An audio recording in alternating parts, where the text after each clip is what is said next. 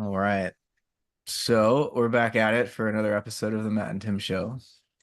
Uh, I really enjoyed spending some time on Peirce, thinking through the logic of the triad, and now we're shifting gears to the psychologic of the Trinity, the psychology of the Trinity with our friend Carl Jung.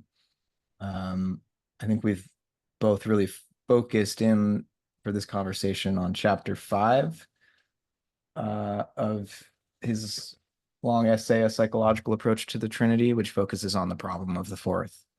Um, and I I think there's a lot of overlap here with some of the arguments he makes in Answer to Job, which we talked about um, several months back. And yeah, I'm eager to jump in. You recommended this particular essay, and so why don't you share why?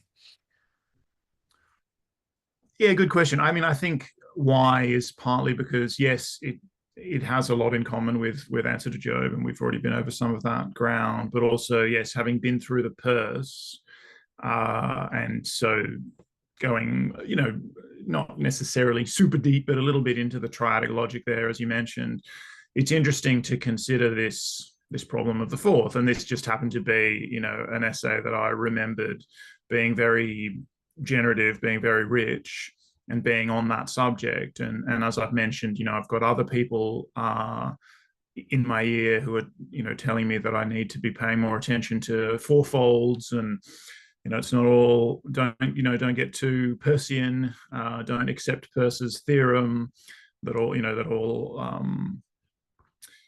logical relationships beyond three can be reduced to three, and all of that. And anyway, yeah, this is just an essay that I've previously enjoyed, and I think it hits a lot of the notes that we're talking about, because I think there's a lot in common, not just in terms of the fact that it's a specific dealing with the Trinity, specific addressing of the Trinity. There's a lot in common with Peirce and Peirce's ontology. In this essay, like you could draw out a lot of resonances there. But then, just as with Answer to Job, I think that there are a lot of resonances with some of the discussions we've had. I mean, so obviously Whitehead, there's a process ontology buried in here, but I mean, the Trinity as a process, as he says. So there's a psychological process that he's describing. But again, as with Peirce, as with Answer to Job, one can easily read Jung in those two different registers. He might warn us against, he'll say pretty extravagant things like, or pretty strong things like, the metaphysical content has never taught me anything, and I'm not talking about metaphysics. All we can talk about, because he's this radical empiricist, of these psychological realities, but these are so powerful, therefore they're real, they need to be discussed. But it's pretty easy in the spirit of a kind of diagramming, so Peircean diagramming, but in the spirit of, I guess, a kind of structuralism, but a processual dynamic structuralism, so a machinism, to see that the logic here is very much mirrored, whether we're talking about the psychology or the ontology. So there's a lot of resonance then with Peirce's ontology, but there's also a lot of resonance, again, as with Answer to Job, with Deleuze, with Simondon, unsurprisingly, given Jung's influence on Simondon, but also just, again, that they're all in their different ways. And I wouldn't want to conflate all of these thinkers. They're not saying the same things, but they are plowing the same furrow in many ways. They're contributing to the same kind of lineage of, broadly speaking, process ontologies, and whether they're, psychologizing it or not is immaterial, to sort of slightly pun. There's so much in common here. So I think that one of the really fascinating things for me about engaging with some of this material is that we step into and out of the theological register depending on which thinker we are engaging with, and some of them might seem to be very resistant to that register. But nonetheless, the underlying forms, the underlying structures that are being thought, the thought forms, are deeply analogous, and dare I say, like in a Jungian sense, you would say homologous, because he would say that they are archetypally the same. So they're Right. coming from, and I think that Jung kind of brought earlier on in the essay, like this is a long, this psychological approach to the Trinity is a long essay, and there are these 5 different parts to it, and we're focusing on the problem of the fourth. There's a lot of interesting stuff in the earlier parts as well. But at one point, Jung's a very slippery customer. At one point, he'll say, he's doing this comparative analysis of other traditions in which these, triadic schemes, and certainly, triadicisms within sort of theological and mythological registers have emerged and been described. And then he's connecting that to the Christian Trinity, but he kind of says, well, it's pretty much a moot point whether or not this is some kind of cultural influence, horizontal transmission, or whether it's tapping into the same archetype. It really doesn't matter for our purposes whether it's, which of these things is it. In evolutionary terms, we might say, is it, like a homology? Is it a convergence? He basically says it doesn't matter. Or again, is it a kind of horizontal transfer?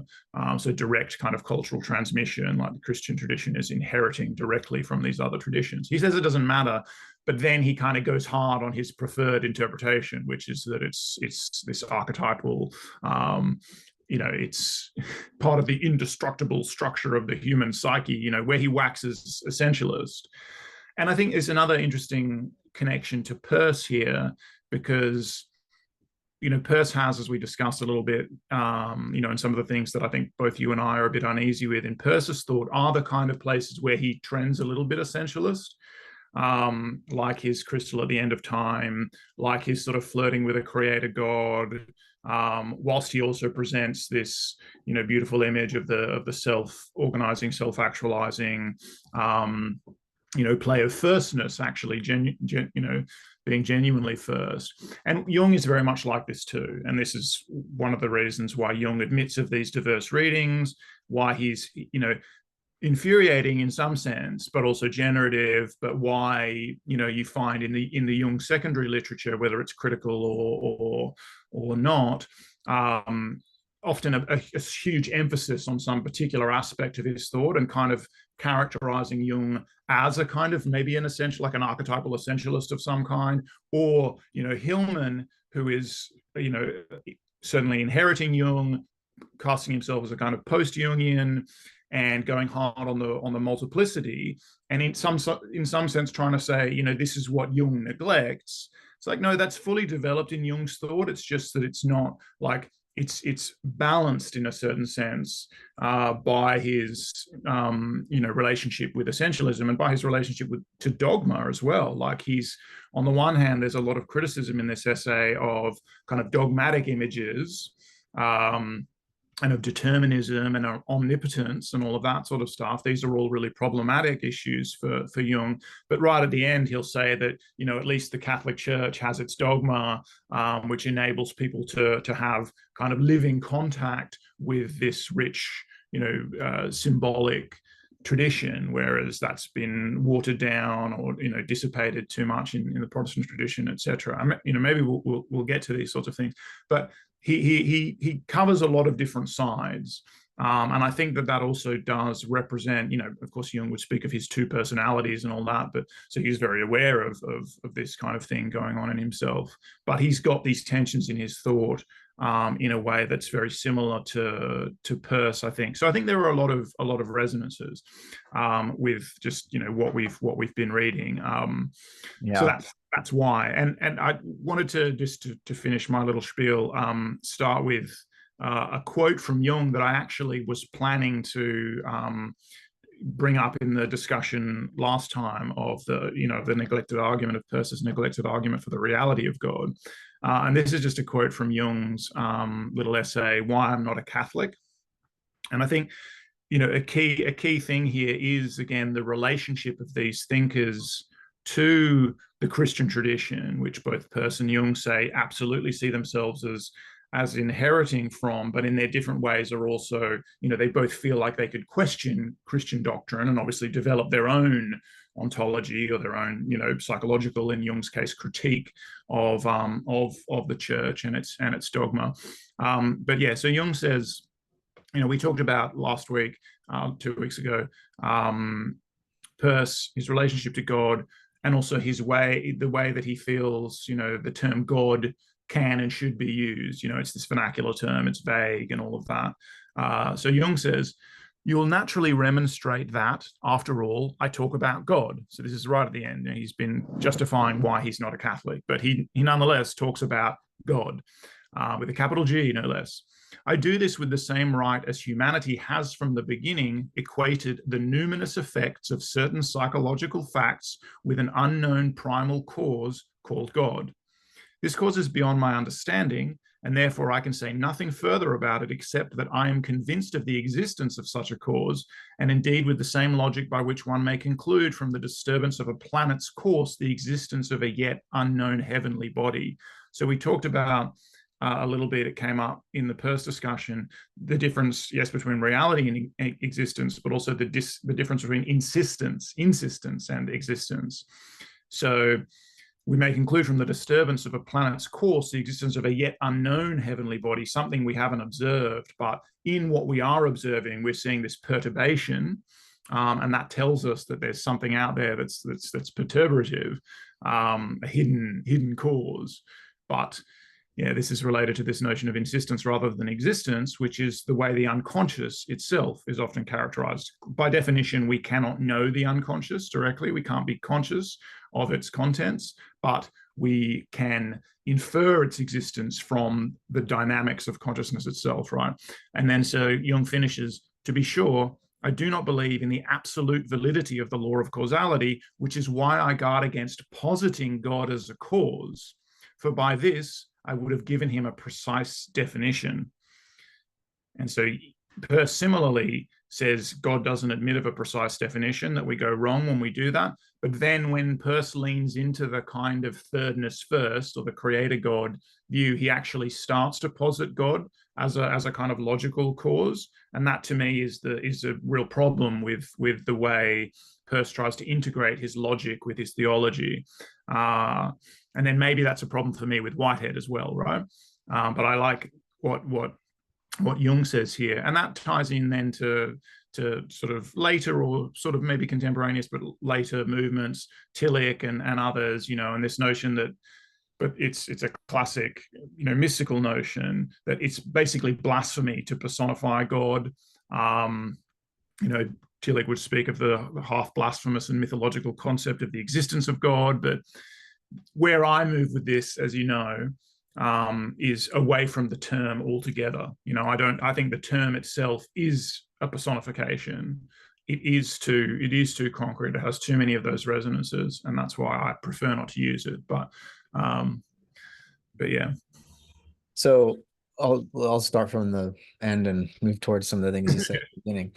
God as a term, particularly in the context of some kind of a theological discourse meant to prove existence, I think is very problematic. But God as a symbol, and particularly a symbol as scrutable as the Trinity, as difficult to comprehend, despite the way in which it can be asserted as a dogma that we are supposed to have faith in. And Jung complains about this at the end, that theologians offer completely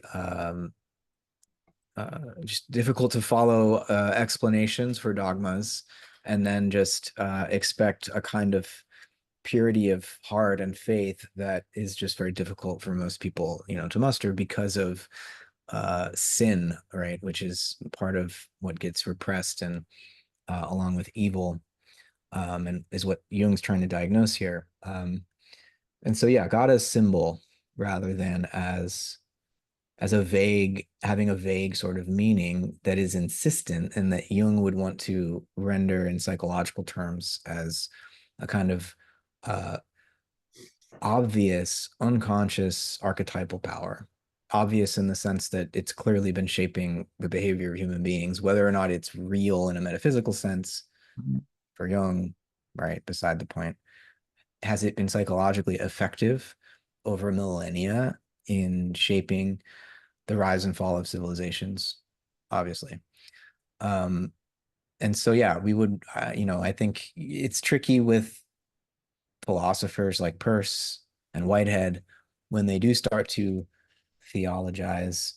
They become quite systematic about, how the divine function, let's say, operates, and that's both irresistible in the sense that, or unavoidable in the sense that, we're driven as language possessed animals to pursue answers to these questions and take logic as far as we can.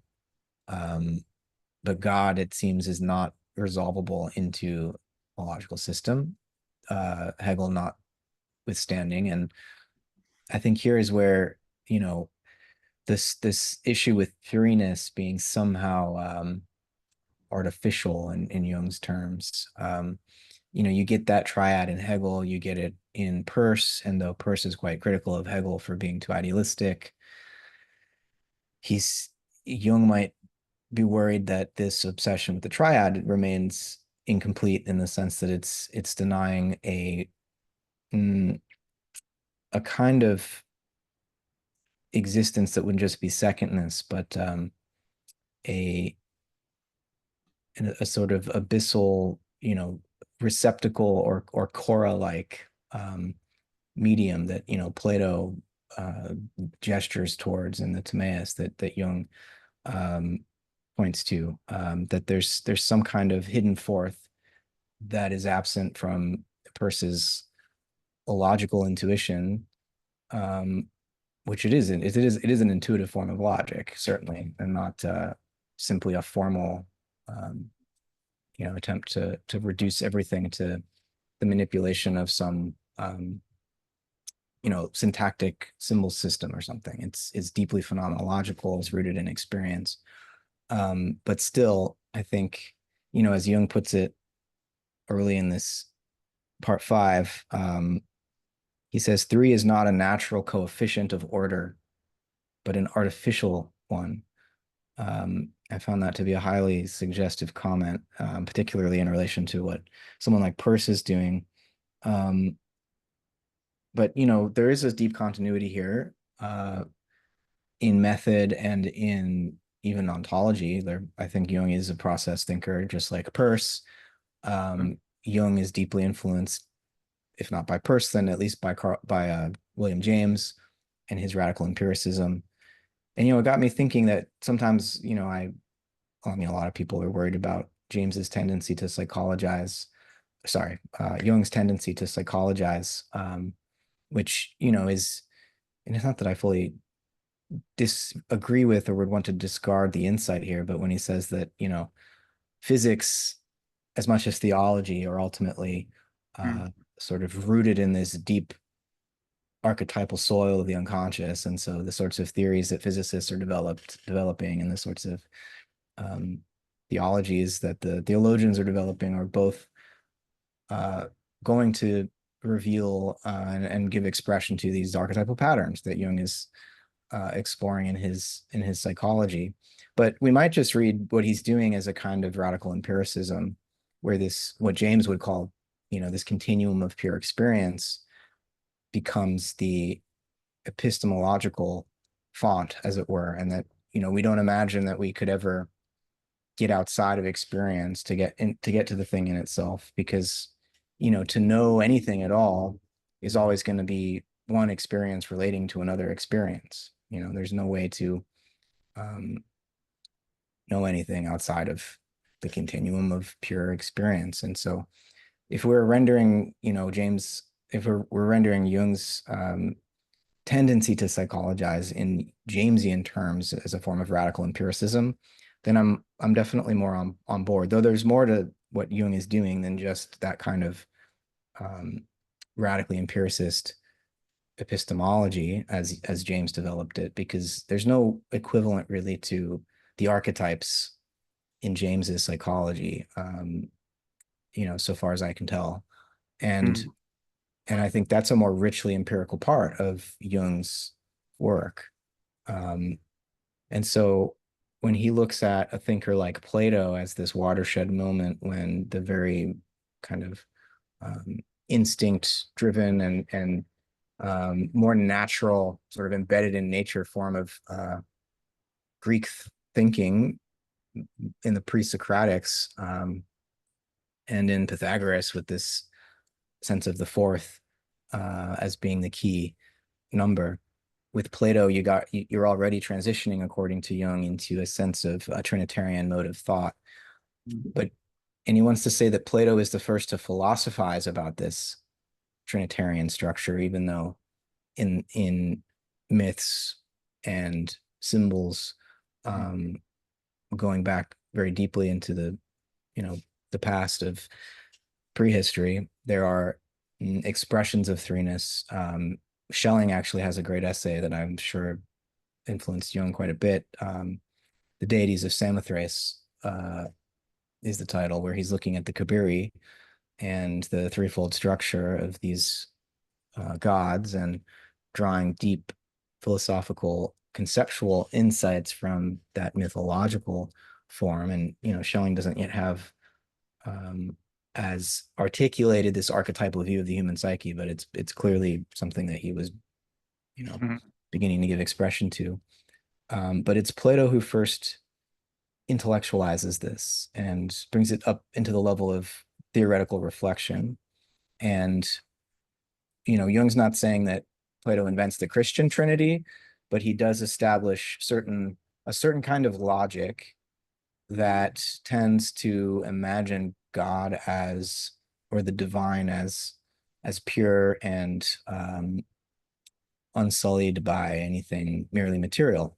But still, in this dialogue, the Timaeus, Plato has a kind of hidden fourth, and he even refers to it as, Jung doesn't go into too much detail here, but I'm inferring what he's talking about, which is Plato's receptacle, his sense of the chora, or this basically the form of formlessness Yeah. uh, that can't quite be worked into the rest of the emanational scheme that he lays out with the demiurge and the world soul, and um, the way in which nature, as we perceive it with our senses, is a moving image of eternity, but that the only way, Plato says, and he admits this is a dark and difficult idea, is that for the only way for these intelligible forms to enter into this realm of sensible becoming is for there to be some kind of a matrix or a medium, the Space. receptacle, space or place. Yeah. Yeah. Um, and so that becomes this at least hint or sort of gesture towards the fourth in Plato, even if he's well on his way towards, the affirmation of the Trinity as all you need. Uh, Mm. right. So it's kind of all there in the Timaeus. And I love the way that Jung starts there. Mm. So we've got this difference between the psychological method Jung is articulating, the kind of systematic logical approach that is of great value and yet detached from any kind of um, mythic and psychological context can become inflated, Mm. perhaps. Um, and, as much as I tend to joke about, Jung wanting to, you know, make psychology the most powerful discipline, sort of diagnosing problems in physics as psychological symptoms or whatever. At the same time, I think it's a really important move to understand, um, the human psyche as, in the history of religion as well as science, as a developmental process that the human psyche is going through. Right. Yeah. It's ironic in a way for well, for us to imagine that Jung would, criticize Peirce, for example, for being too idealistic in a way, right? And of course, Peirce does say that the only intelligible metaphysics is objective idealism and all of that. So, like, Peirce is not denying that he's an idealist. But then Jung, at so many turns, leans on this radical empiricism, which is basically the claim that psyche is all we have access to, which is, at the least, transcendental idealism. If you were putting it into a broader systematic philosophical framework, it would be transcendental idealism. And Jung, of course, frequently signals his, as he mentions James many times, but signals his debt to Kant, obviously, in terms of the limits of knowledge. And so he uses that Kantian move to justify his own empiricism on a theoretical level. So in a way, he's certainly not an anti-realist or a kind of a subjectivist metaphysically, in the sense that he will always say that psychology has nothing to say about metaphysics, but that doesn't mean that there's nothing metaphysically real. It just means we can't say anything about it. Or he'll say there's clearly something. So he's affirming the reality of the noumenon, but basically his whole scheme is kind of quasi-idealistic in this sense. And I know people like Bernardo Kastrup and stuff. He's got a book called Decoding Jung's Metaphysics, which is about how Jung is an idealist, basically, if you read between the lines. And I mean, I get that. I also think it does violence to Jung's own kind of epistemological and ethical strictures, and so I think it's not entirely a fair game to play. But yeah, in a way, it's ironic then for Jung, in our imagination, to consider Peirce to be the more idealistic. But he does, yes, have this concern that the Trinity, when considered a self-sufficient whole, is idealistic. It floats free in some way. It's a product of differentiation of consciousness, of the liberation of some humans from the toils and travails of the flesh. It's not grounded, whereas the hidden fourth is, it's the fallen aspect. So it becomes identified with Lucifer, with Satan, with the adversary, with that which is autonomous in relation to the Trinity, but certainly also to the feminine. He doesn't develop that as much in The Problem of the Fourth. He hints at it a number of times. In an earlier chapter in the essay, the Father, Son, and Spirit chapter, which I think might be chapter 2, or maybe it's chapter 3, whatever, of this essay, he does talk about it a number of times. And there, this comparison between the natural and the artificial also comes up. Not as much in terms of comparing the quaternity to the Trinity, but like naturally you would think that the mother would be there in the like where's mum in this whole picture? Shouldn't it be Father, Mother, and Son, not like Father, Holy Ghost, and Son, if you're going to even have a Trinity position? So then the hidden fourth again is associated with the feminine, and thus the body and all of that. And someone who takes this again not in the context of triadicism and quaternities and all that necessarily, but who goes deep into the fallen feminine aspect and the earth archetype and all that in a Jungian context is Eric Neumann. And that there's lots of interest to follow up on there, and fear of the feminine, and the idea that sort of semi-consciously the triad, but certainly the monotheistic scheme, the patriarchal scheme, is a repression or suppression of the feminine aspect. And I think that again, that's one of the things that Jung draws out a little bit here. But yeah, he talks about like the hidden fourth in the Timaeus, yes, hinting at the Cora, but the way that it signifies realization, right? So, or we might say actualization, because we speak of the real as more expansive and including potential and actual, or virtual and actual, or whatever, but it signifies actualization, is entry into an essentially different condition. And this is like the laying down of the substrate. So like you very rightly said place when I said space. Yeah, place, like the creation of a place, a substrate where things can happen. And then, of course, logically, it becomes difficult because it seems like that place, that substrate, has to come first in an important way for there to be any kind of actualization to occur subsequently. So Jung will also talk about how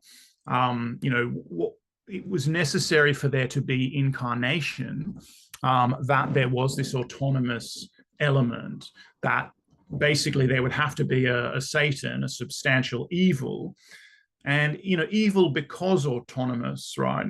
Not evil necessarily in a cartoonish sense, but evil because not assimilable, not subjugatable, by if we think of God and the Trinity by extension as the highest good, then anything that is autonomous in relation to that is kind of by default evil, right?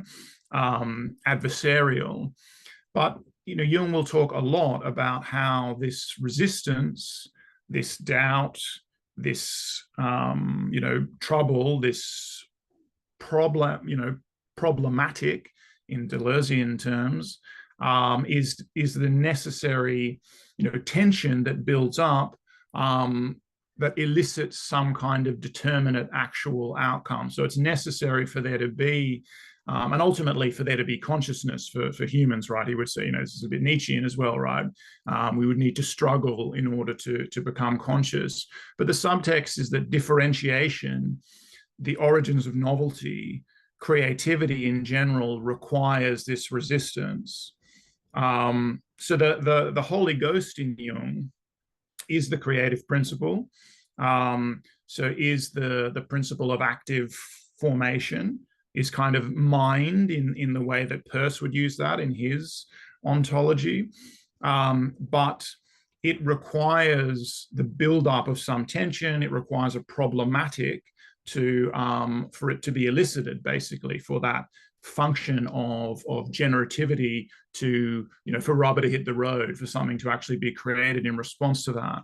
And so I think, if we were doing a kind of logical analysis of some of the things Jung says, we would find that they're not fully consistent, kind of unsurprisingly, because in a way, Satan is, the fourth is, the fallen element is, as Peirce would like to deny in Evolutionary Love, actually is a coordinate power. It can't even be really that it's the first son. That's also discussed at some point in this essay, that Satan is the first son and Jesus the second. It really has to be that that fourthness, whatever, is at least as primordial as God the Father. And so that would be it's very problematic for the whole, I think if we're doing a logical analysis of this kind of stuff, starts to bring monotheism in general it's a serious threat to monotheism, because a lot of inconsistencies will emerge when we do this kind of structuralist treatment. What is necessary for incarnation? It's not just that it's necessary for the actual incarnation, or the mythological incarnation. Jesus is the incarnation of God. It's necessary for there to have been any creation whatsoever, right? So for anything to exist, as opposed maybe to be real or to insist, you would have to have this this coordinate fourthness, this resistance, etc. And then if you're winding that back and trying to do, this cosmogenic idea, it has to always already be present, in the sense that, actual and potential have to always already be present. And then the only way to resolve that kind of dualism, if one feels that one needs to, logically, is to posit some one thing again that can do both of those functions. So it has, and again, this is the problem Jung has with the privatio boni doctrine of evil, but basically it's the deep threat to the monotheistic notion of the omnibenevolent God as well, because the whatever is absolutely first has to already have that tension inside it for anything to happen at all. So it already has to contain the evil within it.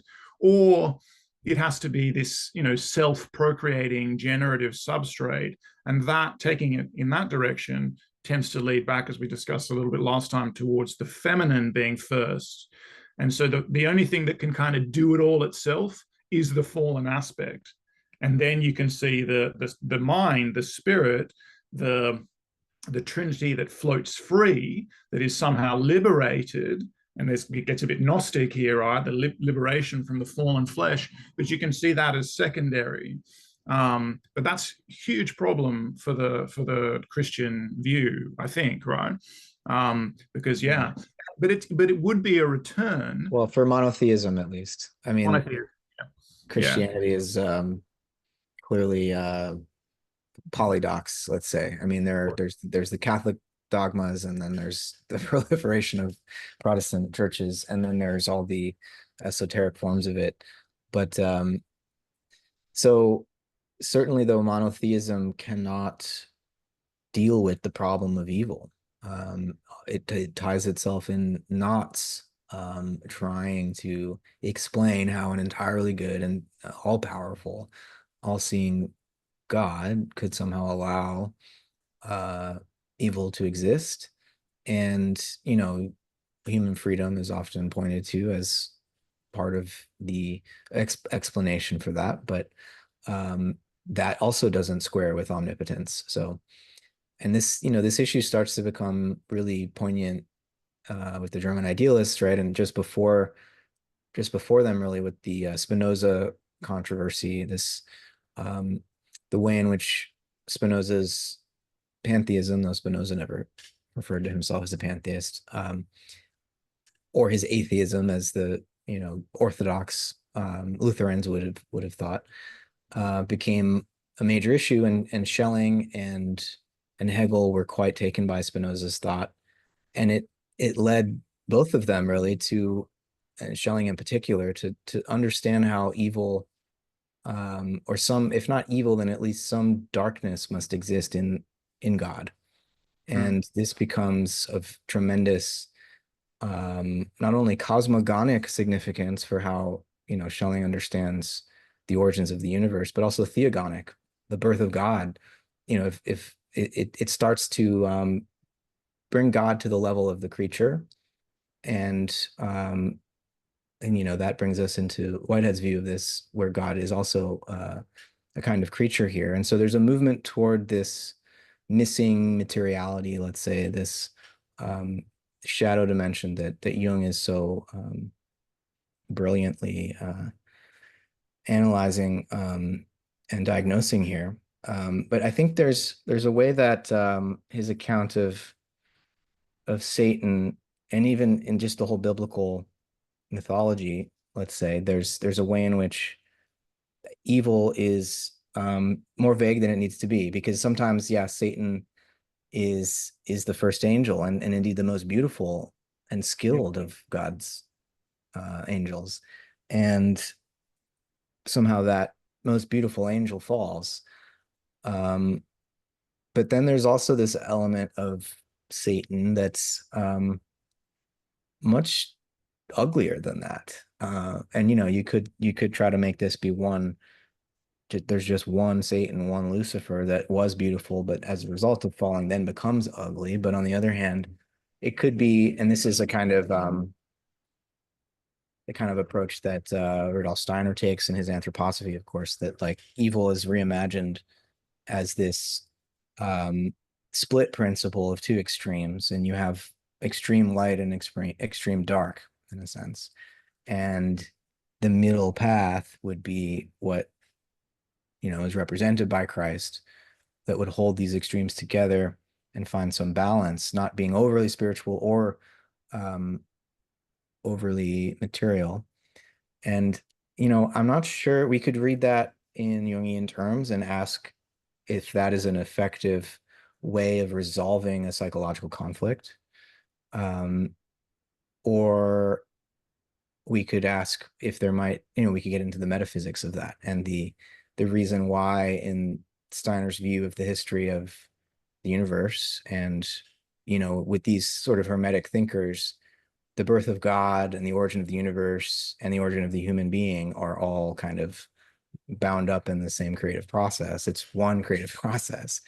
Um, and if we wanted to go into Steiner's thought, which we're not going to do today, we would see that these different aspects of evil are in fact the result of moments in that history of the development of uh, God, the world, and the human being, the human soul, when certain mm, members of the divine hierarchies, and so God is imagined as multiple here for sure, but certain members fall or become held back at different stages and then are still effective in the present as adversarial powers that, just as Jung would suggest, provide the needed resistance for evolution to proceed and for consciousness to continue its path, towards wholeness. And monotheism and really the whole patriarchal overlay, which has structured every world religion, I think has in fact chained the major world religions in a sense. Christianity for sure, Islam for sure, even Buddhism though doesn't escape from this. Confucianism doesn't escape from this.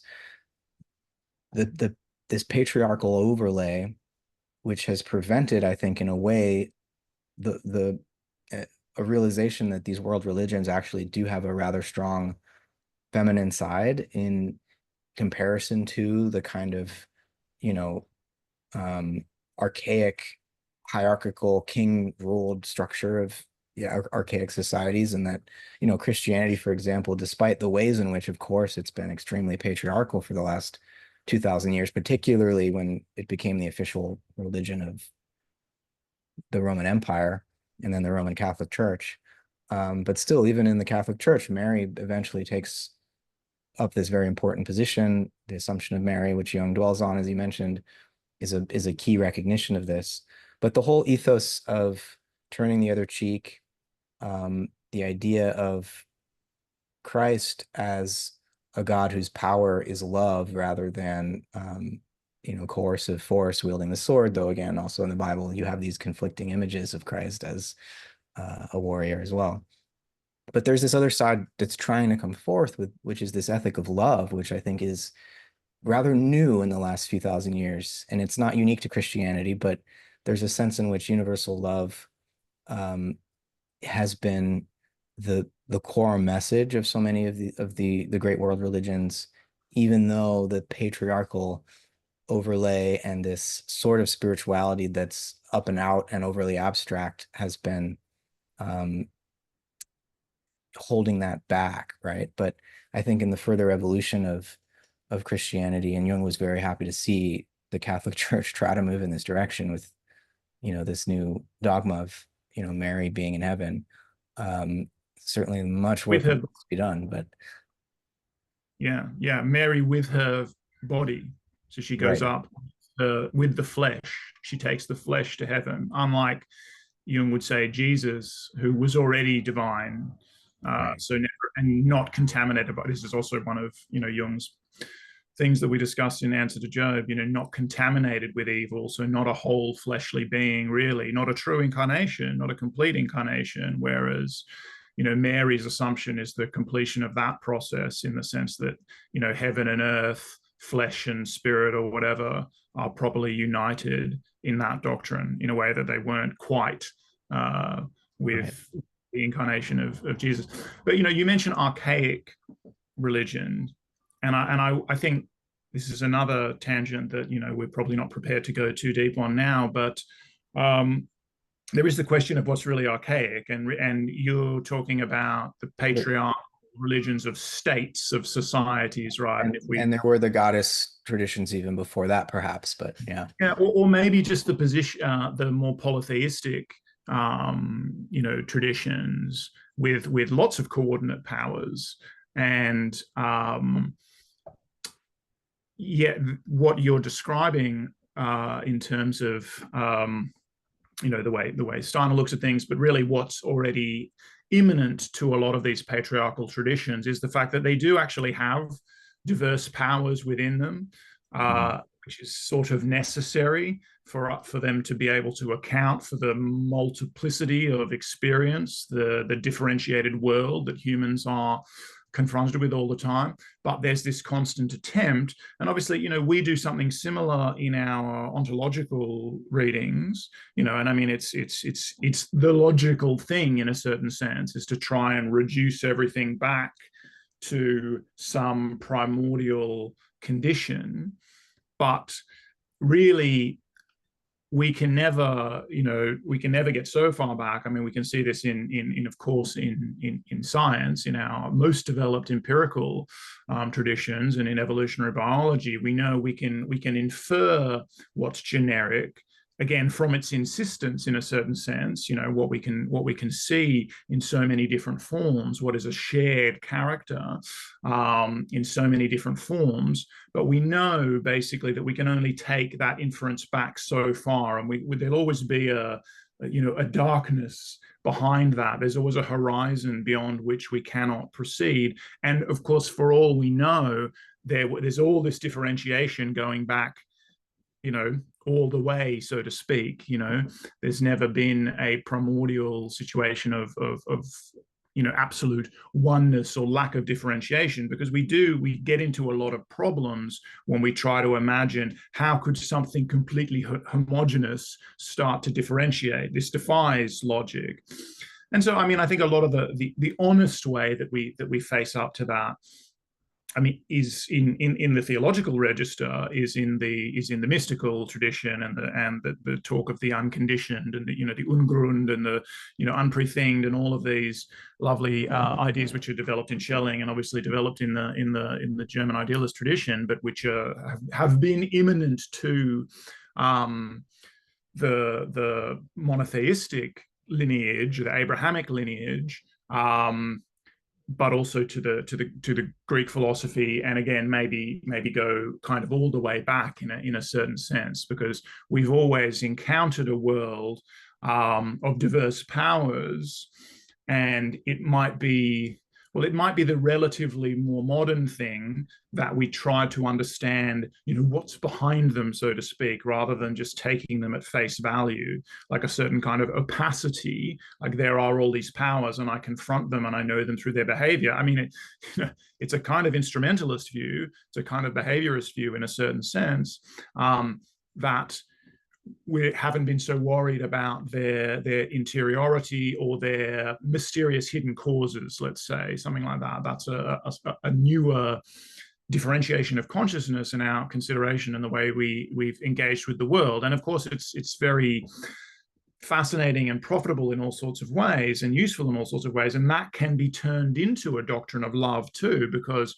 we recognize that we are confronting beings much like ourselves that have these rich inner worlds that are multiple on the inside, and have these different forces, different impulses pulling them in different directions. Their behavior, we have to respond to the behavior. That's all we've got. In a sense, this is the Jungian radical empiricism is like a kind of behaviorism, but it's a behavioralism with introspection added. But all we've got is the behavior in a certain sense, but because we can infer from our own experience these hidden depths, that can be the source of a compassion and a love, recognizing that people are at odds with themselves. So we're all struggling in this sense. But yeah, we do get into. I'm wondering about this behaviorism comment though, because if Jung is both saying we can't get outside the psyche, but also saying that archetypes have autonomous power because they live in the unconscious, then we can't call that behaviorism, right? Because there is something out there in the unconscious, or down there in the unconscious, right, that's active, and he's affirming the existence of these archetypal powers, or the insistence, I should say, of these archetypal powers. Right. So it's heavy-handed to call it behaviorism, because that's going to make us think of Skinner and all of that.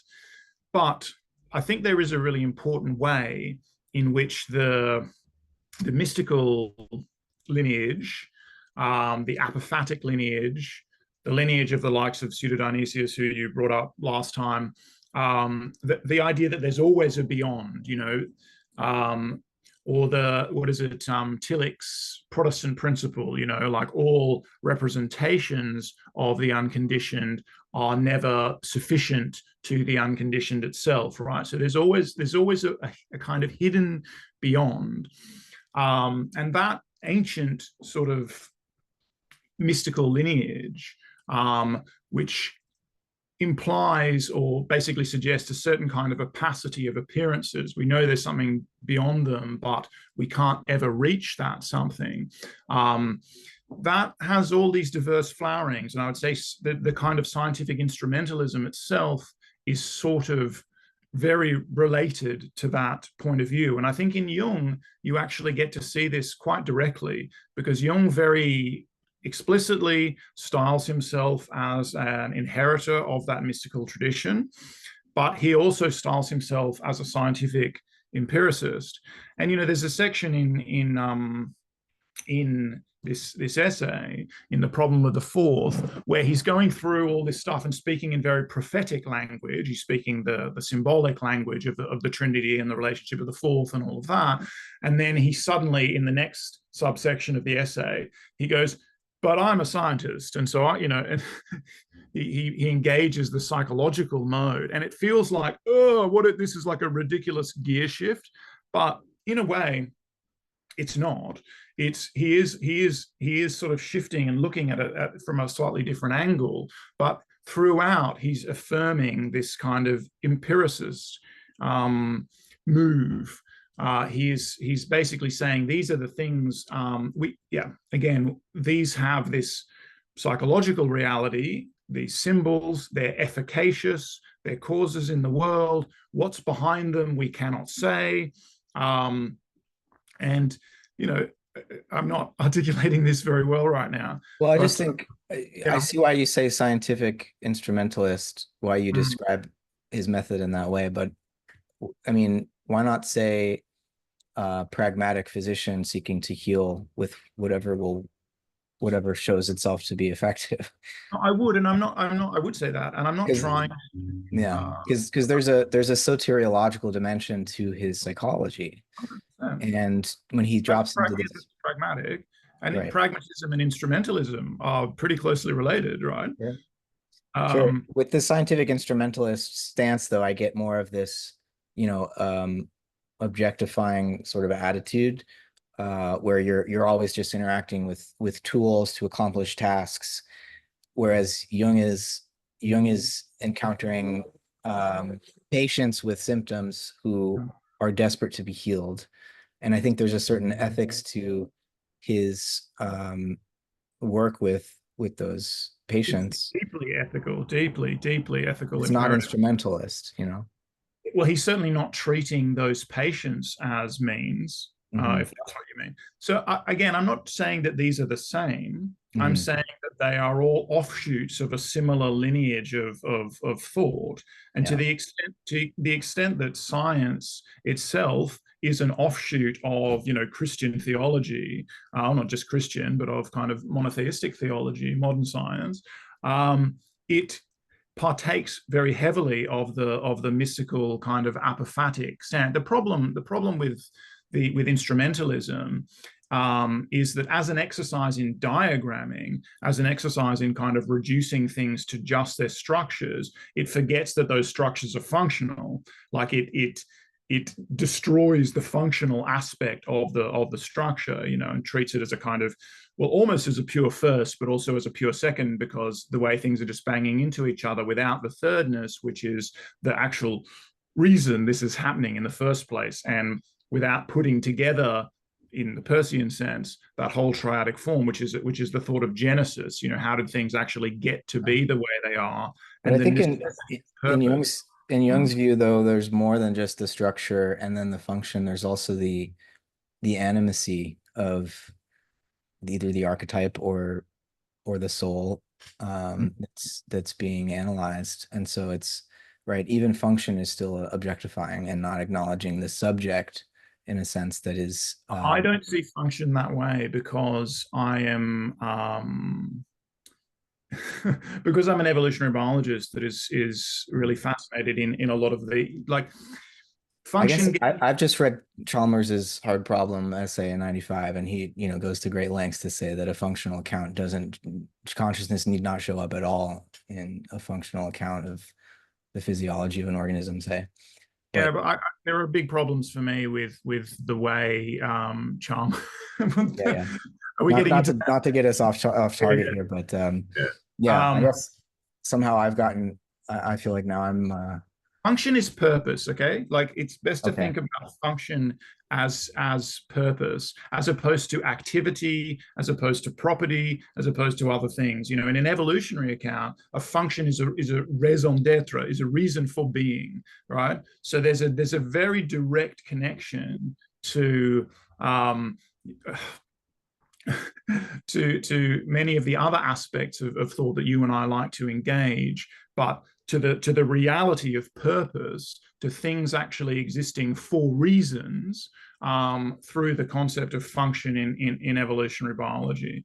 And it should be strictly demarcated from activity, in the sense that there are lots and lots of epiphenomenal activities. There are lots and lots of things that are just the way they are, that have certain properties that they have for arbitrary reasons. Let's say a function is not like that. A function is some property has been stabilized and amplified for a particular goal, like in service of a particular final. Like again, it's local and it grows out of contingency. So I would say it's local and contingent. It doesn't have to be a global finalism, but function is a finalist notion intrinsically. Like I would say, that's how I would be using function.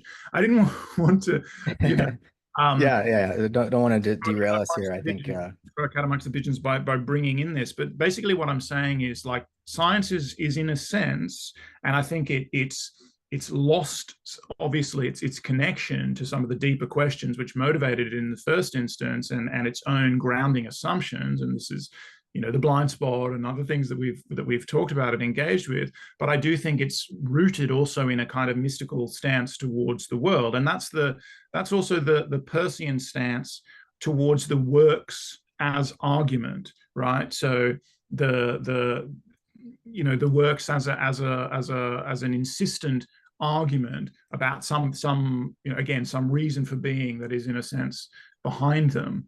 But yeah, negative theology, right, is a kind of empiricist stance towards the ultimate. We cannot speak of that. It is ineffable. Ineffable. We cannot know it directly. It is the unconditioned. And so any label that we put on it, any attributes anything we attribute to it is basically by its idolatry to identify any particular attribute or name or anything like that with the unconditioned. And so, yeah, no, I think I I didn't draw out those connections as well as I might have, but I think that there's a way in which, for Jung, the mystic and the scientist, which he likes to characterize himself as, they seem to be very different. Actually, they seem to be, personality one and personality two. But I actually think the mystic and the scientist are very close to each other, whereas the essentialist, who is talking about the indestructible nature of the human psyche, and who instead of seeing archetypes again as something that is insistent, as there are these predeterminate, indeterminate tensions and patterns in psyche, that then achieve some determinate form in a process of actualization, but in a explicit representational notion, but which is never again sufficient to the representation of the archetypes, the archetypal patterns or whatever, which are unconditioned.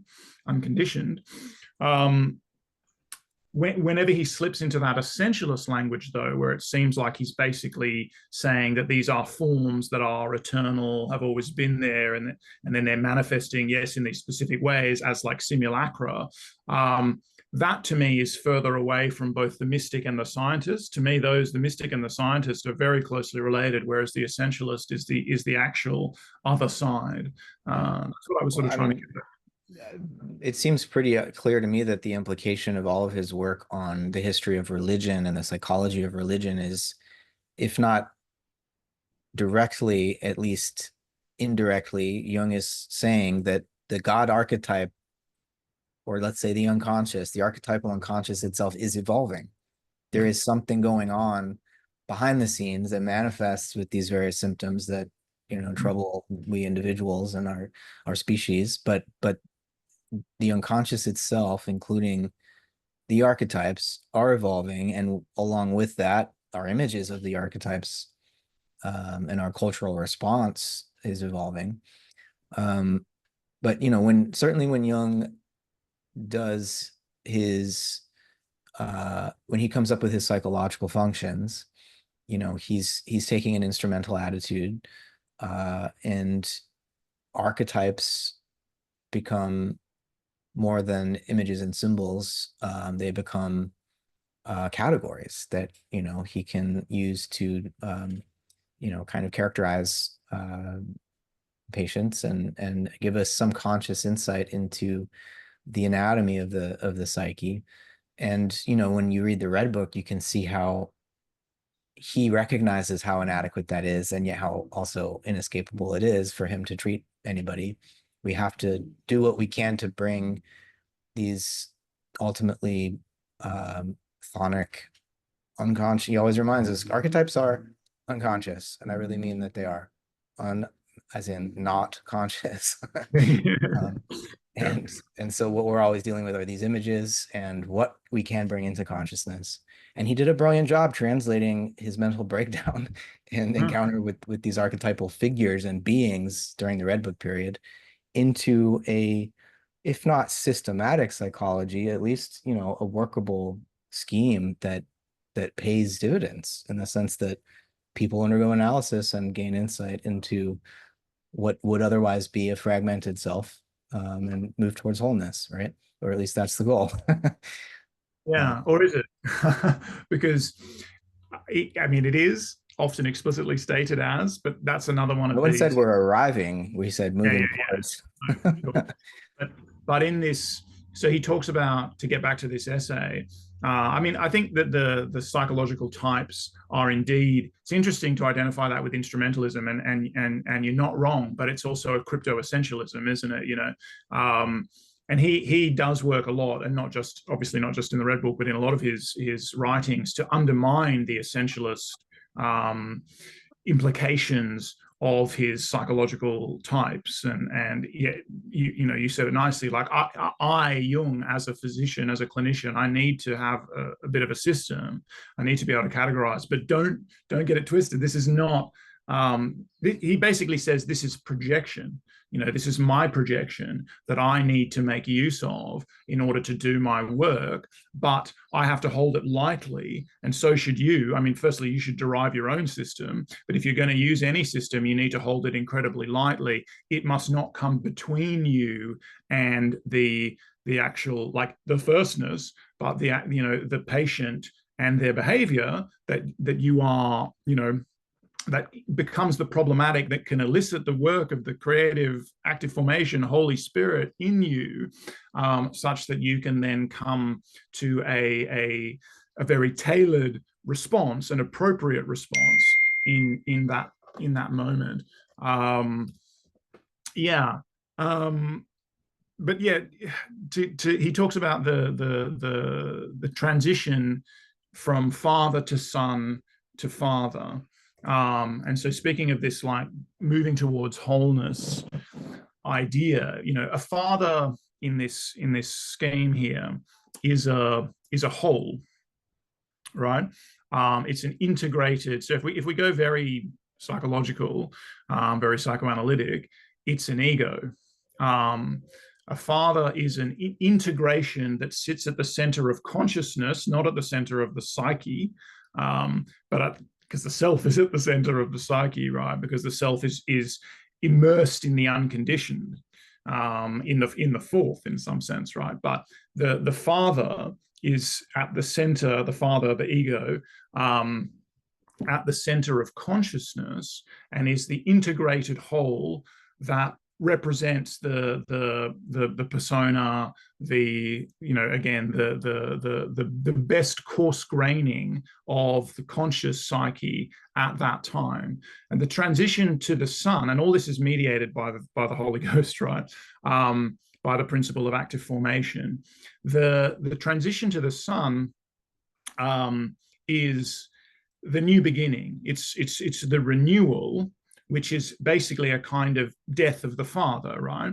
So the father is dissolving, the ego dissolution is taking place, decanalization is taking place, deterritorialization is taking place, and this is a fraught process.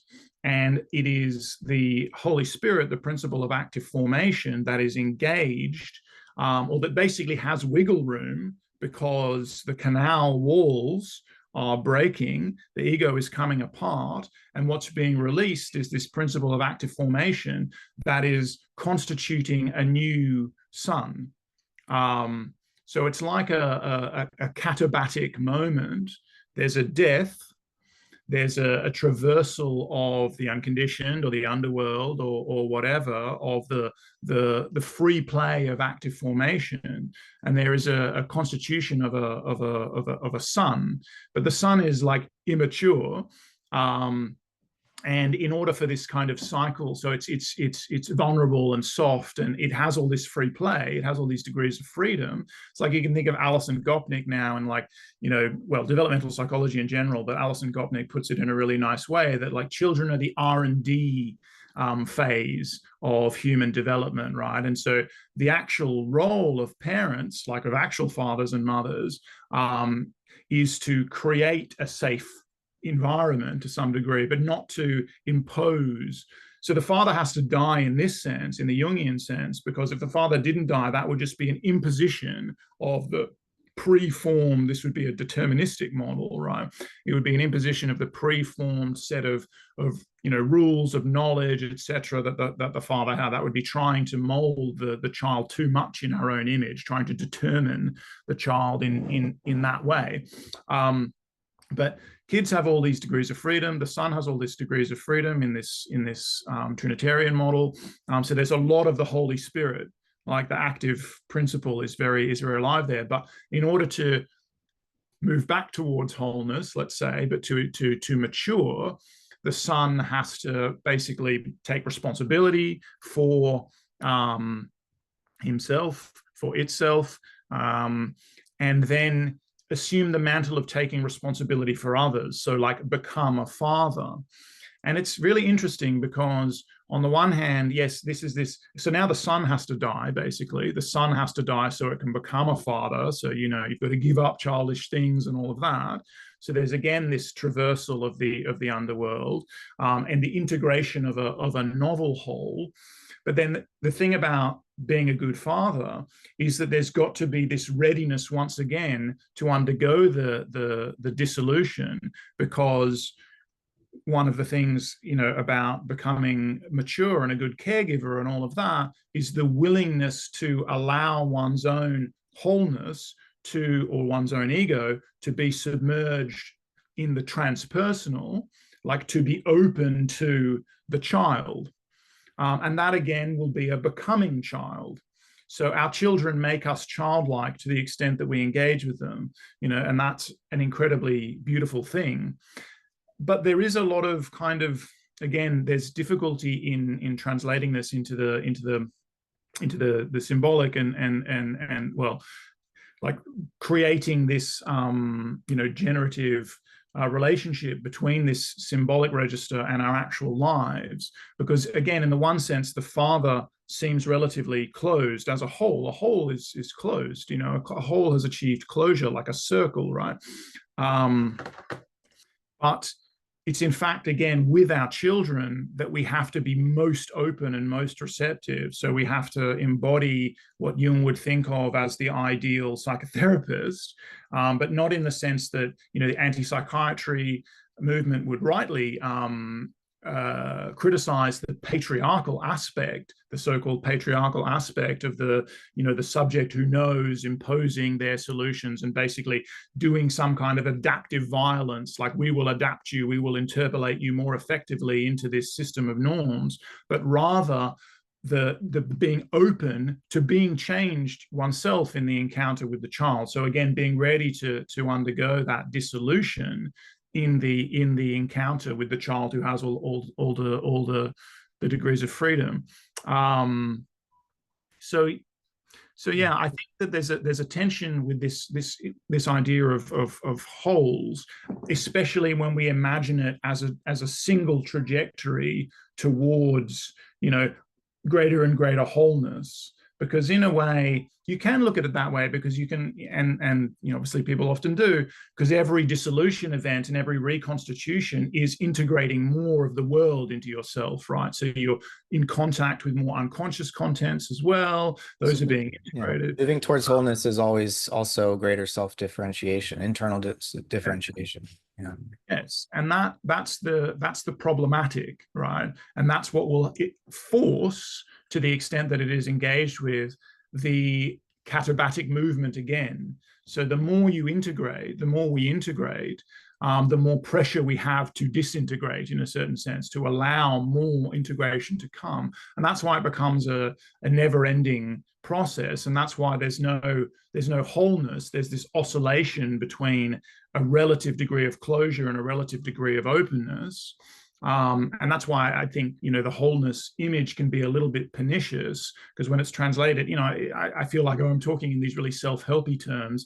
I am trying to interpret what Jung is saying here, but in the sort of facile self-helpy world, it is this notion of we're going to have this single trajectory towards more and more wholeness. We're going to become more and more mature, but also, becoming spiritually mature seems to me, as though I know anything about that, but seems to me as a process of becoming more comfortable with one's immaturity, becoming more comfortable with one's with uncertainty, with the fact that there is an unconditioned, there's a void, and no contingent integration that I make, which is, full of all this representational content and all this propositional knowledge and whatever, is ever going to be sufficient to that encounter that I have with the unconditioned. And what's the unconditioned?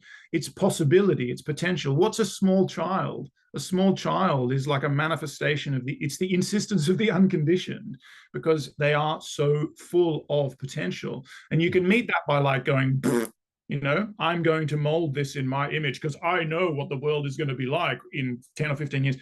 Today, famously, notoriously, the event horizon, like our capacity to predict the future, has, the event horizon's never been closer. So we've never been smacked in the face with more uncertainty. I don't know what the world will be like when my child goes to high school, let alone when she's joining the workforce, etc. So I have to, as father, I have to be absolutely willing to undermine, in a certain sense, or to let go, to stop grasping my sense of, I know what the world is like, I'm going to teach my child. Of course, there's a lot of that. I'm not saying that, this is about letting children run amok and, not at all. There's a lot of imparting of knowledge, but at the same time, there is this open to this acceptance of this radical uncertainty and the willingness to again enter into that katabatic cycle, that katabasis, I keep saying that, obviously is the traversal of the underground, like going to the underworld, dying basically, and being reborn. Yeah.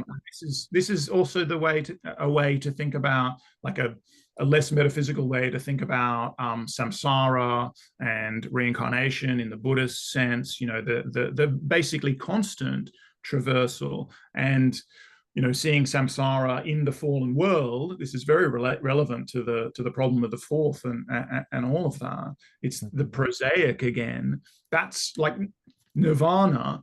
Cessation is that process of letting go, not grasping anymore, not trying to impose, not trying to control, but letting the world, like the material world, dare I say it almost, but like the world that we encounter, rewrite us, change us, but then we do have to reconstitute again. Mm. But never thinking we've reached a final whole, never thinking that we can have a final constitution. Yeah, yeah, I love that. I don't um I don't know if this is just as sounds just as self-helpy and whatever, but I like to say healing means or this holotropic movement, as the Jungian Stan Grof would put it, is about becoming wounded in the right way, where a wound remains open.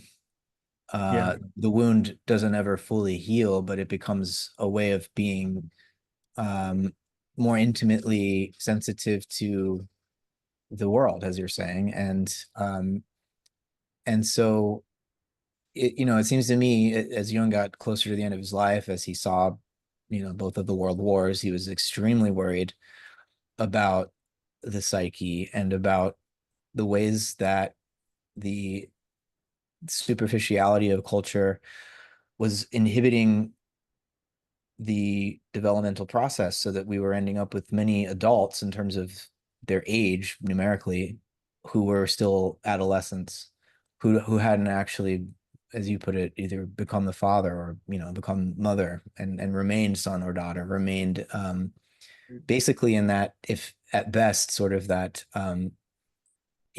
second stage of, I mean, this is three stages still, I realize, but pre-personal, personal, and transpersonal. um we're lucky nowadays if people can get through the first 21 years of their lives without being so traumatized and emotionally underdeveloped, that they gain a strong sense of ego, much less being prepared for a kind of transpersonal opening where you realize that actually this solid sense of identity that I've worked so hard to construct, to differentiate from my parents, make my way in the world as an autonomous self, that Mm, too is a kind of temporary stage along this path of psychological development. And there's very little room nowadays to move through these death rebirth cycles, which uh, are both natural and artificial already, in a sense, because the birth of consciousness, the birth of the ego, is quite painful. It's quite um, it involves a lot of resistance of instinct, mm, right? Even if you could say there might be an instinct to egoity, there might be an instinct to selfhood at the same time. It's kind of it's an archetypal impulse that requires having gone through this differentiation to become the son, and then to continue forward with the reintegration. And very few people have this opportunity, and it's because of no fault of their own. And that is a very troubling situation for a civilization with the kind of power that we have to be in. Um, and so this type of discussion that we're having, it might seem very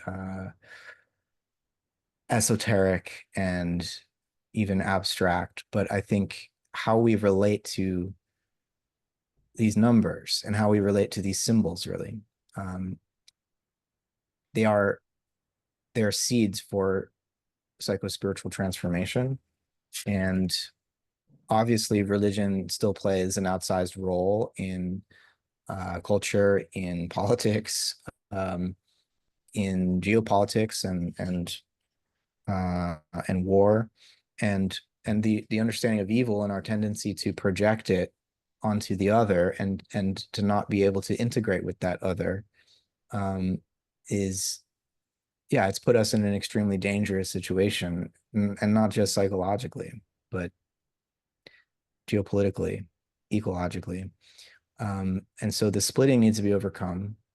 And Jung, towards the end of this chapter, talks about how, as much as the sort of techno-scientific engineer or the rationalist might want to be able to, have symbols made to order that might function so as to, bring about this reintegration of the psyche with the missing fourth, or even just to get to the third, for that matter. Um, you can't do that with symbols. They arise out of the mm, unconscious in response to changes in the unconscious, and and so I guess my question, and this is a question I've constantly asked and seen and had asked of me when I bring up Jung in class and whatnot. Um, like, what do we do? Do we need a new myth and a new story and new symbols? It's like, well, yes, we do, but we can't make them consciously. We can't just try to reason our way or science our way to the right symbols that will have the proper effect on the psyche so as to bring this about. Um, and I think Jung would say, well, the symbols we need are already there right in front of us. We don't need new ones, actually. We just need a different relationship to them, perhaps. Um, but yeah, I wonder, like, you see where I'm going with this? We're in this dilemma of being conscious beings aware of the unconscious as a in a transcendental way, at least, as a thing in itself, that we know how it affects us, even though we can't know anything about it in itself. And knowing that our old stories are failing, they're not motivating us to continue to develop. We've become arrested, Mm. but we know that we're powerless to create the symbols that we need. And so what do we do? Well, I clearly don't have the answers. I wouldn't pretend to have them, and I think that the one of the important things about the present moment is that we've got to this point of incredible differentiation, part which with its many benefits, but also differentiations are problems. Well, differentiations are solutions to problematics, which generate more problems, right? So we have more problems than ever, as we also have more solutions than ever in a certain way. And I think what we can't do, what we shouldn't imagine that we could do, but I think what ethically we know we ought not to do, is to try and submit all of that multiplicity to some kind of overarching catch-all integration, because it's like the Messiah is not like, to the extent that in the terms of like Walter Benjamin, we inhabit messianic time, messianic time, the time of intervention, the time at which one can make a difference, the time to accept the responsibility put upon us by our ancestors and all of that, but also obviously by our contemporary, by our descendants, like by our children. Messianic time is always now. Now is the time of intervention, but to the extent that we're in this messianic time now, the reason that the future is so open, which is again the correlate of the messianic time, is that things are so differentiated in a certain sense, and so we couldn't imagine that the Messiah. That there could be a Messiah, right? Like we are the Messiah. The Messiah is this collective identity, or this, not identity, in fact, identity is would be moving back to a certain kind of submission to the symbolic order. But so Jung says, it often happens, I love this quote, it often happens that people who have an amazing range of consciousness know less about themselves than the veriest infant. And this is actually the problem, right? Like we're so uncertain. We know collectively, we know less about ourselves than the various, infantile culture, because we have such an incredibly broad range of quote unquote consciousness, in the sense that we're so differentiated. And so that, this also relates to Jung's warnings about psychedelics. He's like, do you want to be exposed to so much of the contents of psyche all at once without being prepared? Because everything you become aware of comes along with an attendant responsibility. And again, that's the way in which differentiation, the bringing of some actual determinate content into consciousness, is a kind of solution to a tension that was in the unconscious, but it generates problems, because it's like, how am I going to live now that I know this shit? It's burdensome. So that's a real challenge. And earlier on in this essay as well, like not in the problem of the fourth section, in one of the other sections, Jung is talking about, like the historical Jesus to some extent, like this preacher who kind of arrived at the kairotic moment, at exactly the right time, because all of this, triadic, archetypal, mythological stuff was in the air. And people, for whatever reason, a people, and then it became, it spread and became more universal, but a people were ready to receive this revelation, were primed for it. And I guess the question is, and then look at the effect on world history, right, and all of that, right. This is Jung's point. Things came together at a certain moment, and different traditions of thought were then subsequently integrated around this moment, and boom, huge effect on world history. And the question is now, is like, are we so differentiated that there's no possibility for that kind of, like, we are not susceptible to revelation, just like the person whose consciousness is extremely expansive, right? But they know very little about themselves. They're not susceptible to revelation because they've become cynical. They've become world weary, because it's like, I know all of that. You're not going to read that book and that line isn't going to transform you, or you're going to have your first meditation experience and be like, oh, I'm going to go and live in a monastery, or you have your psychedelic, and see the light. You can't see the light because you've seen it. And it's tawdry, like we're over saturated with information and with content and with knowledge. And so we're like know-it-all children in a certain sense, right? But we're cynical and we're world weary. And that is at the level of the culture as well, right? So we're not susceptible to, but my argument is that we shouldn't try to force, because we know how that goes. That's fascism. Like trying to force a particular mythos onto the collective. That's like a very serious form of violence. I mean, this also reminds me of the way, like, the symbolic order becomes real to us through its kind of inscription in the flesh. So through actual suffering when we're little kids and we're being introduced to discipline and rules that are conveyed in language and all of that, and we develop a stress response when we encounter boundaries and things like that. That physiological response that we have is part of what makes the symbolic order real and efficacious to us. That's another thing. A lot of these things just seem to connect. But yeah, I think, what do we do? I mean, I guess I'm still an idealist in the, not in the metaphysical sense now, but in the sense that by doing this kind of comparative studies, by studying the structure of narratives and myths, and by reading all of these great thinkers and stuff, we're able to do it for ourselves to some degree, right? And this is what individuation is. This is the Jungian image of individuation. He is not an atavist. He is not saying we have to return to this mythos. This will be the new story for our time.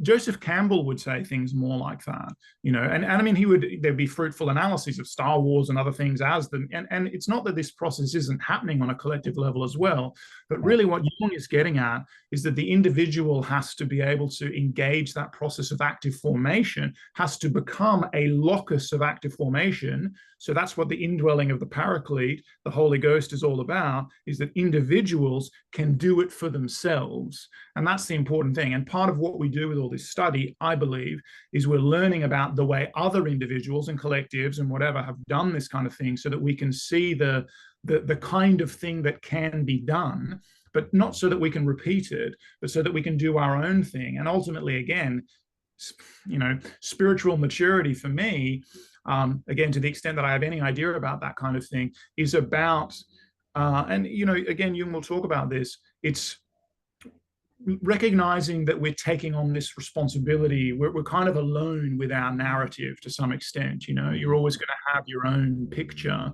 and you have to, and that confers on you this great responsibility, but also there's this radical uncertainty that is always looming on the outside. And maybe the problem, like that you're articulating, is it that people can't constitute strong egos? Maybe it is, but it's that the ego is vulnerable and thus brittle, but very hard. Like it doesn't want to be. It's a kind of a narcissistic personality structure, basically. Like it's a brittle shell with nothing, like a not a structure inside that is really reinforcing it, such that it becomes afraid to go through that passage of into the transpersonal, of being reconstituted, of being informed and transformed by the encounter, because all that's sustaining it is this terrified grasping. Anyway, yeah, there's too many things that I'm Yeah. saying. I mean, you know, a neoliberal capitalist society such as ours is really encouraging everyone to become an individual, which is a different thing Yeah, than individuation, yeah, this is um, yeah. because there's no, you know, Jung's account of the structure of life does have a return back to, you know, a sense of the community. I mean, the hero comes back to the community in the end, and I think the individualistic um, form, the ideal in a neoliberal society like ours is that you just continue on as an individual and, you know, lose connection to family, lose connection to community. Um, Whereas I think, you know, someone like Hillman, when he looks at the Saturn archetype, he has this great book, uh, what's it called? On on Saturn consciousness or Chronos consciousness.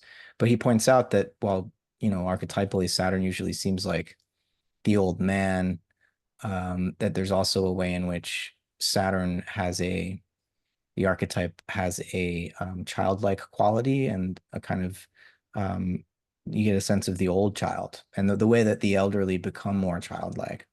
And so there's this, you know, there's just this sense of an arc to this developmental process where you return again to the unconscious, to the wholeness, to the totality, but with the experience of having been differentiated. So you don't lose consciousness, but you become more integrated with what was repressed in the struggle to become individual. But you know, in thinking like and asking what do we do now and how do we uh, find the right relationship to symbols that can transform. Um, One of the challenges is that actually Freudian and Jungian psychology have become instrumentalized by the advertising industry and the PR industry and these forms of media. I love Star Wars. I love film, and I love the way that the hero's journey and these archetypes show up in art as or in film as a form of art. But there's also a social engineering dimension to that as well, where you get an attempt to create an artificial, um, to create symbols artificially so as to steer culture in particular directions, which can never ultimately work, but which can um, have effects. I um, think the key on the individuation side again is that unless one is deriving one's own narratives through this living, active, animate process of active formation that is indwelling, mm, uh, then these are not living symbols, right? So they right. are fossils, right? In a sense, we encounter them, they're like seconds, you know. Um, they're fossilized, and so we haven't entered into the process ourselves. We are just being given what the collective is giving us. So I mean, in a sense, contrary to what I was saying about that, you know, we're not susceptible to, there aren't these big collective movements. You know, of course there are all these mass media movements as you're talking about, but again, to the extent that we don't enter into the spirit of them, then and that is basically a re-derivation. We have to Yeah. derive that structure for ourselves. They don't live for us, you know, and so we don't understand the ethical component. So the ego structure is so fragile that people are susceptible to these kinds of mass movements and demagogues and celebrity culture and all of that. And also, though, as important as it is to have this sort of freedom whereby we can tell our own story Mm. and take the role of the creative director, you know, over our own lives and not need some external source of meaning to be delivered to us on a platter.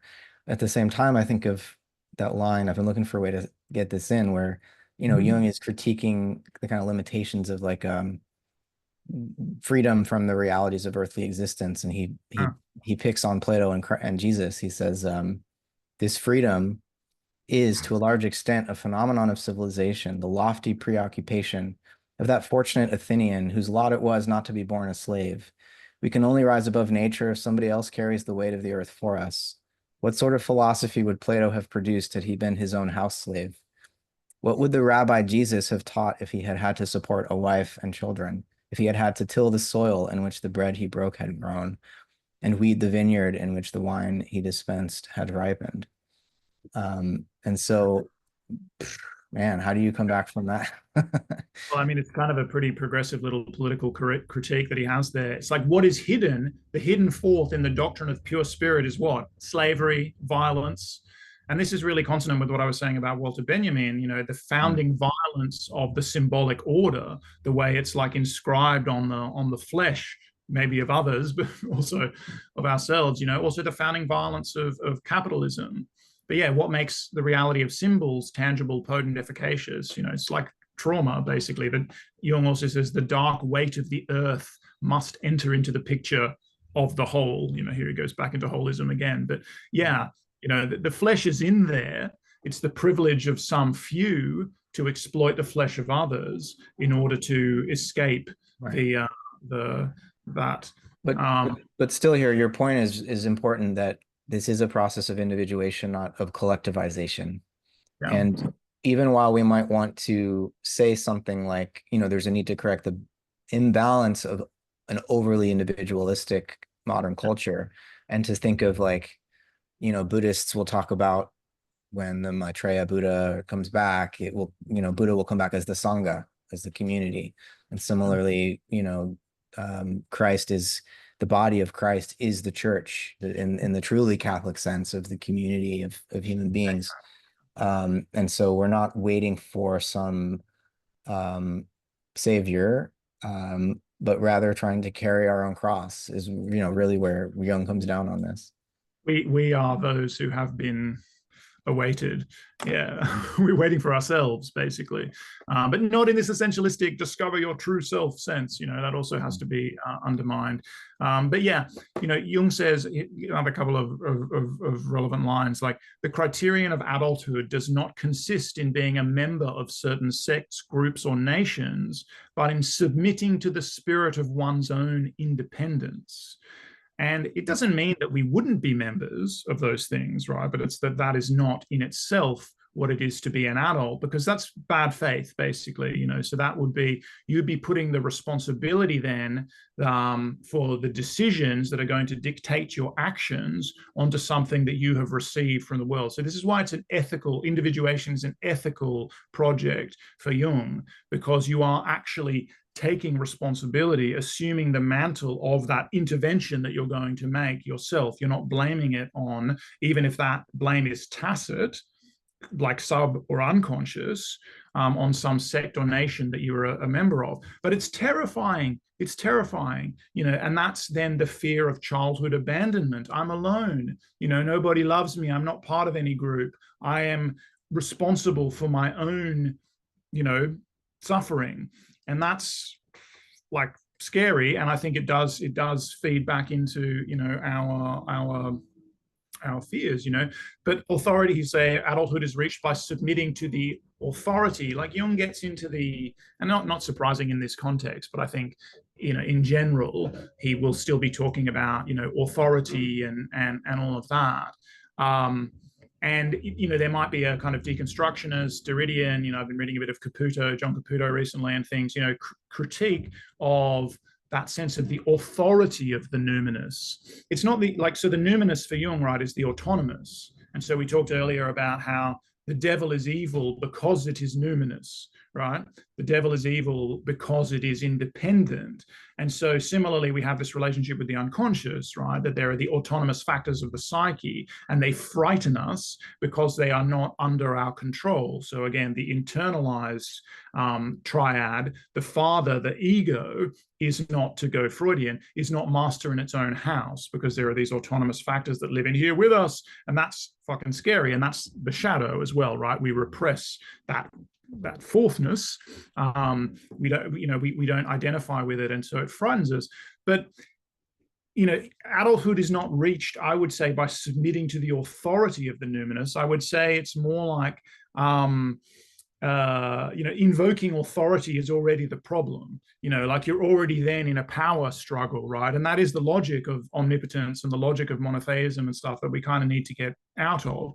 It's the acknowledgement of the acceptance just of autonomy, of the fact that these are autonomous. There are autonomous others both within and, of course, outside me. And again, it's like, what is my child? My child is a potential locus of active formation, of autonomy. My child is numinous to me, and I could fight that, and I could invoke the power dynamic, and I'm bigger and stronger, and and I know so much more, and I could be like, you will, submit to my authority. But that would be, well, I mean, pretty obviously that would be doing a kind of violence to that divine spark, that indwelling of the Holy Ghost that is and it's so funny for me to be talking in this language, obviously, but I'm just channeling Jung here.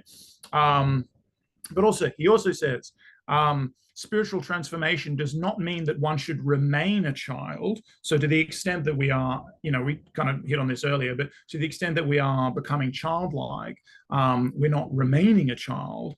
But Jung goes on, but that the adult should summon up enough honest self-criticism admixed with humility to see where and in relation to what he must behave as a child, irrationally and with unreflecting receptivity. And Jung is going to bring that back into this logic of authority of the numinous, right? He's going to say, like, in relation to the higher power, we are childlike. But I would want to problematize precisely that move, because I think that's where the rot sets in. Because again, the kicker really is that it's precisely children as manifestations of the unconditioned with whom we must behave as childlike. Again, not just becoming children and let's all run amok and whatever, but having that access to that aspect of our differentiated whole, our multiplicity. We have the capacity to become childlike, and that is when we're at our most, I don't want to say we're at our most ethical. Yes, we need to provide our children with boundaries and all of that. It's when those things become too binarized, we're already in trouble. But yeah, I think entering into, first and foremost, the logic of the power dynamic is part of the problem. We need to think through that slightly differently. It's like we need a post-mastery paradigm, in the sense that, like Plato's Trinitarian model of the soul is all about mastering ourselves. And the thing is, the master always calls forth this, the slave, right, is part of that, the hidden shadow of that sort of an approach to the soul or to the world. And so mastery becomes the ego's wish that can't possibly be fulfilled, but unleashes all sorts of violence upon the world. Yeah, and mastery, virtuosity, though, being virtuous, but virtuosity is not effortful. And that's one of its real characteristics. When you see a master, when you see a virtuoso instrumentalist, or whatever they might be, of course, I'm going to think music, but and someone improvising, no less, it looks effortless. And of course, there's been a hell of a lot of effort put in to develop that capacity. But at the moment of allowing that power to express itself, mastery, it's not about asserting power. It's the gentle will. It's the trying not to try. It's the Tao is Wu Wei, and that's the real virtuosity, is not effortful. And I think that might be a really useful image for us here, because that's when we're comfortable with uncertainty, because I don't know what I'm going to say next, or I don't know what I'm going to play next. That's when we're actually in that relationship with the unconditioned, right? And that's that frightening uncertainty, but that's as at our closest to this this power of active formation that can flow through us if we are prepared. So we've done all the work, we've set the boundaries, we've set the enabling constraints by practicing. I've done 10,000 hours of wiggling my fingers on the fretboard, and that's building in my nervous system, in my body, these enabling constraints to canalize. And that means that I can then get ego and all of those like higher order cognitive canalizing functions out of the way and just allow active formation to pour through me. And you find, like, play with a toddler, you find that you have all of that childlike, those degrees of freedoms in you. And they're still, of course, going to be canalized by, your capacity to control your body and all these, you have an adult nervous system, but you can get out of the way egoically and allow that capacity to improvise to flow through you. And I mean, it's the most beautiful thing in the world, right? But it's predicated, again, it's predicated on that order, those enabling constraints having been constructed. Yeah.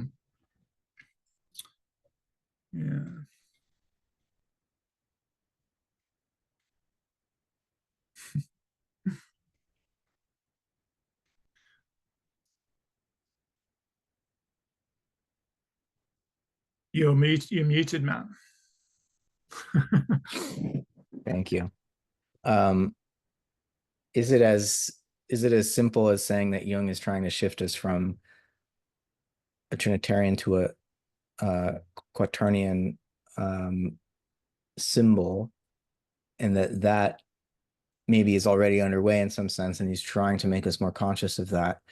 But it's paradoxical, right? Because it's a consciousness of that which cannot be made fully conscious. And so we're having to forego, again, the ego's wish for total mastery, to forego Yahweh's,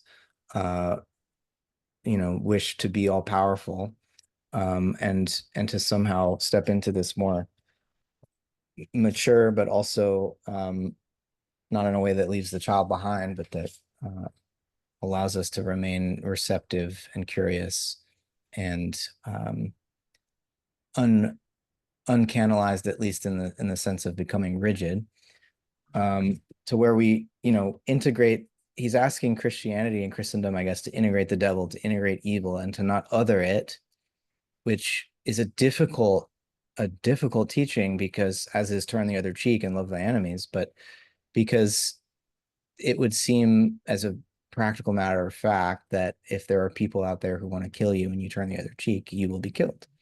And so, and we have so many examples of what appears to be evil in the world. But I think the subtlety of this is that,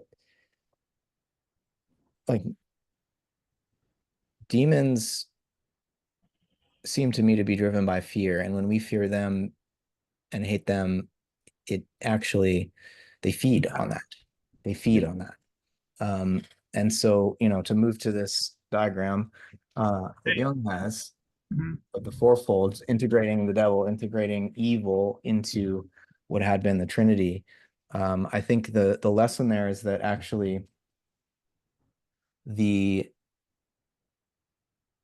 evil can be redeemed. And if we do turn the other cheek, if we do love the enemy, the adversary, that the hatred and the fear and the violence becomes diffused. And that, there's a deep lesson in that, and yet it's so impractical. It's so easily dismissed as insane or irresponsible, or self-sacrificial in a way that might be foolhardy, right? And so, but it's that relationship between the opposites of wisdom and foolishness maybe becomes important here. Um, so Yeah, yeah, I think. Sorry, go on. no, please. Well, maybe it's a matter of and I guess you brought up Steiner earlier and his way of differentiating evil, but it's also a matter of what I think Jung is doing here is trying to differentiate those things which have been demonized, um, collected together as fallen or corrupted or you know all of that sort of stuff, tease those apart and see which of those things are actually, need to be integrated, need to be, because I think when you take it to the point of, someone's coming at me with a weapon or they're threatening my child or something, then yeah, obviously you're gonna treat that in a very behaviorist and instrumental manner. You have to, um, but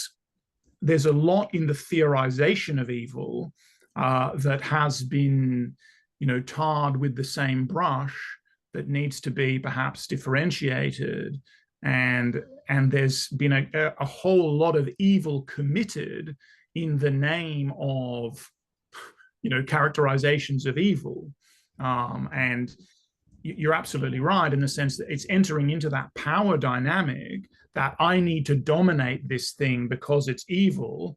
And it's the mistaking of autonomy for evil. Because again, it's only the monotheistic logic that makes the devil evil because he is autonomous. In a theogony of diverse powers, then they're all autonomous.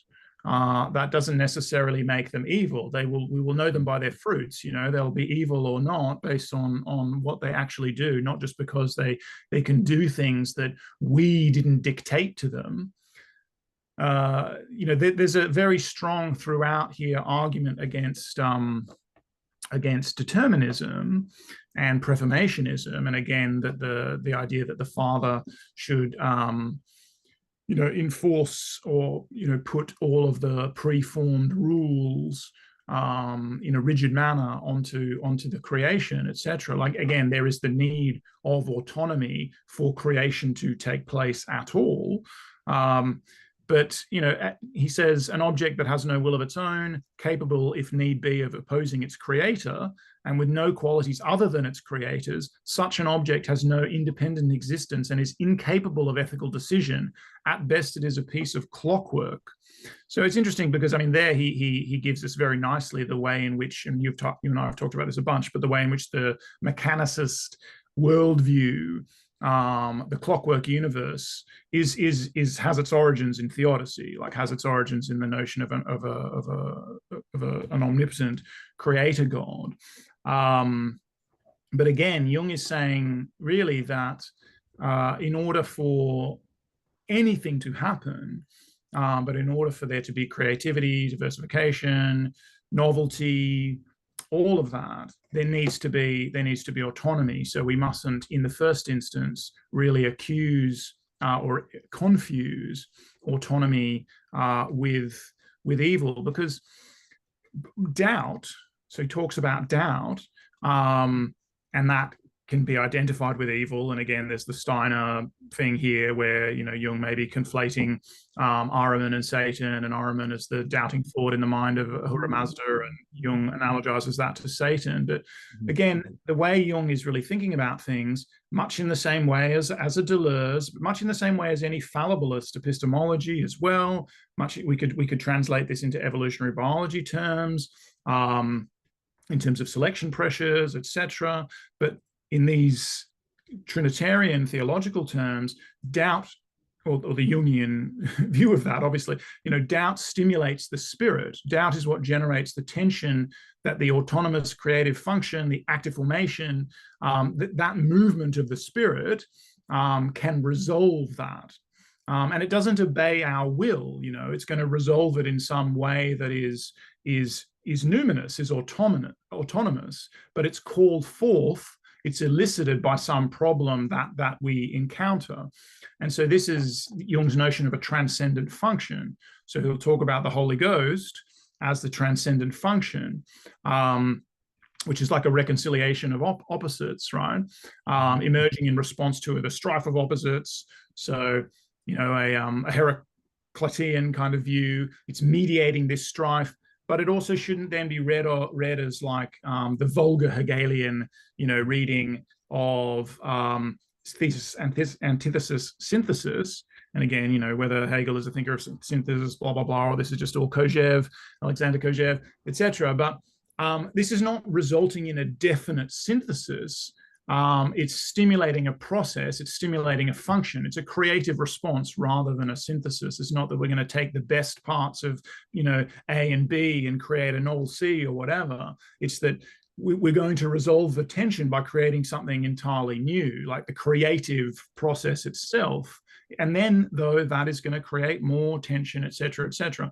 And I'm saying that these are this doubt, tension, problematic, et cetera, that's all been associated with evil and then associated with the flesh, you know, like we only have conflict in our lives because we're these fleshly beings and we have like urges and impulses and hormones and we get hungry and, you know, we need resources and we want to have sex and all of this kind of stuff. And that makes us violent and dangerous and everything. And if we could just float free, if we could just float free of the fourth, if we could just have this ideal Trinity, you know, everything would be perfect. You know, there would be no, and that's again, this kind of Gnostic kind of view, right? But Jung is basically saying, no, that's dead. There's nothing there. And you wouldn't even have that Trinity without that generative fourth, because there'd be no differentiation, there'd be no creation whatsoever. Right. So he says, like, the flight from the darkness of nature's depths culminates in Trinitarian thinking. Yeah. So it's fundamental, it's embodied and abstract and everything, whereas the quaternity is concrete. And he talks about matter then in this way as well, right? You know, matter is the fourth. And he talks about freeing the anima mundi hidden in matter, right? Which really here again is the active principle of active formation, right? And recognizing this sort of univocity of being then, the unity of mind and matter, because mind is active formation, at least for Peirce, right?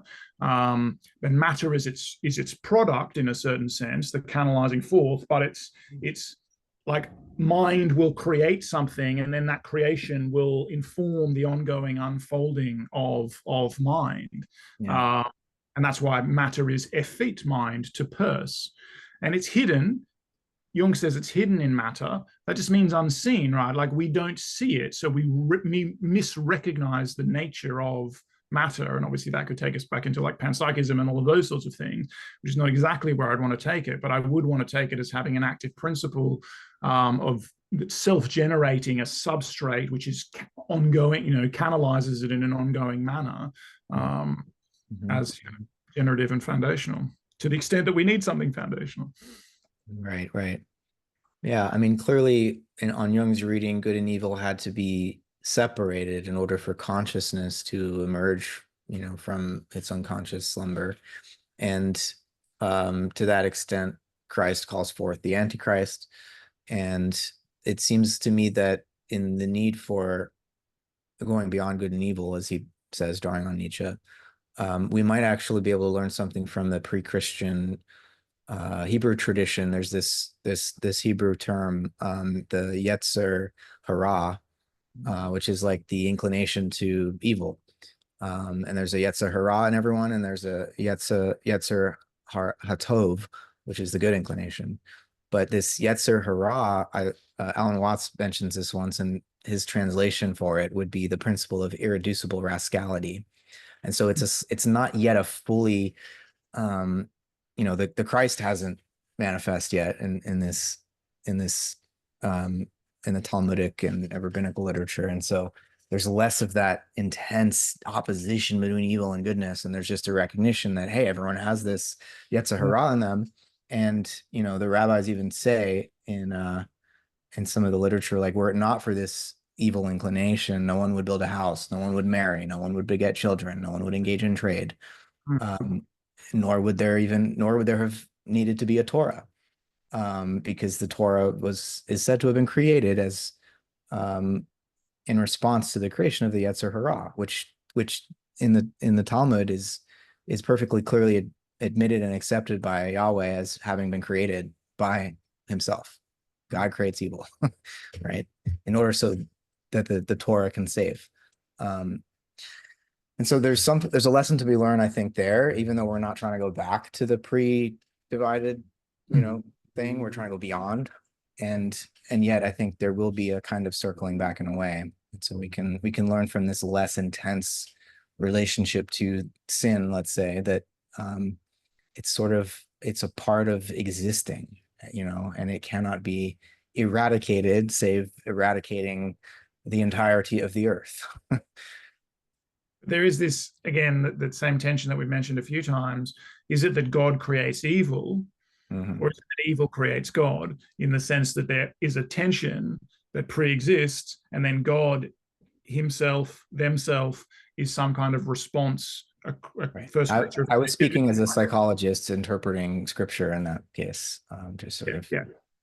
Yeah, well, and so Jung certainly does talk about, these projections as psychological, like these particular symbolic forms are human psychological projections. So strictly speaking, God and the Trinity are these human creations in that sense. But there's also the Schellingian, Whiteheadian view, and maybe that's in contrast to the Hegelian view. Like maybe in the Hegel, you've got the evil or the unconditioned is incorporated into and kind of ultimately submitted to God, whereas in Schelling or maybe Whitehead, but in different ways, maybe the unconditioned is first, and God is somehow elicited from. I like the reading of Hegel as, his double negation is basically kind of saying in logical terms that evil eats itself. Right? Evil can only destroy itself. It can't be if you try to destroy it, you become evil as well. No, that's good. Yeah. I think one of the, again, the key thing that we've been sort of circling, and the problem of the fourth, and speaking of wearing, as it were. Precisely.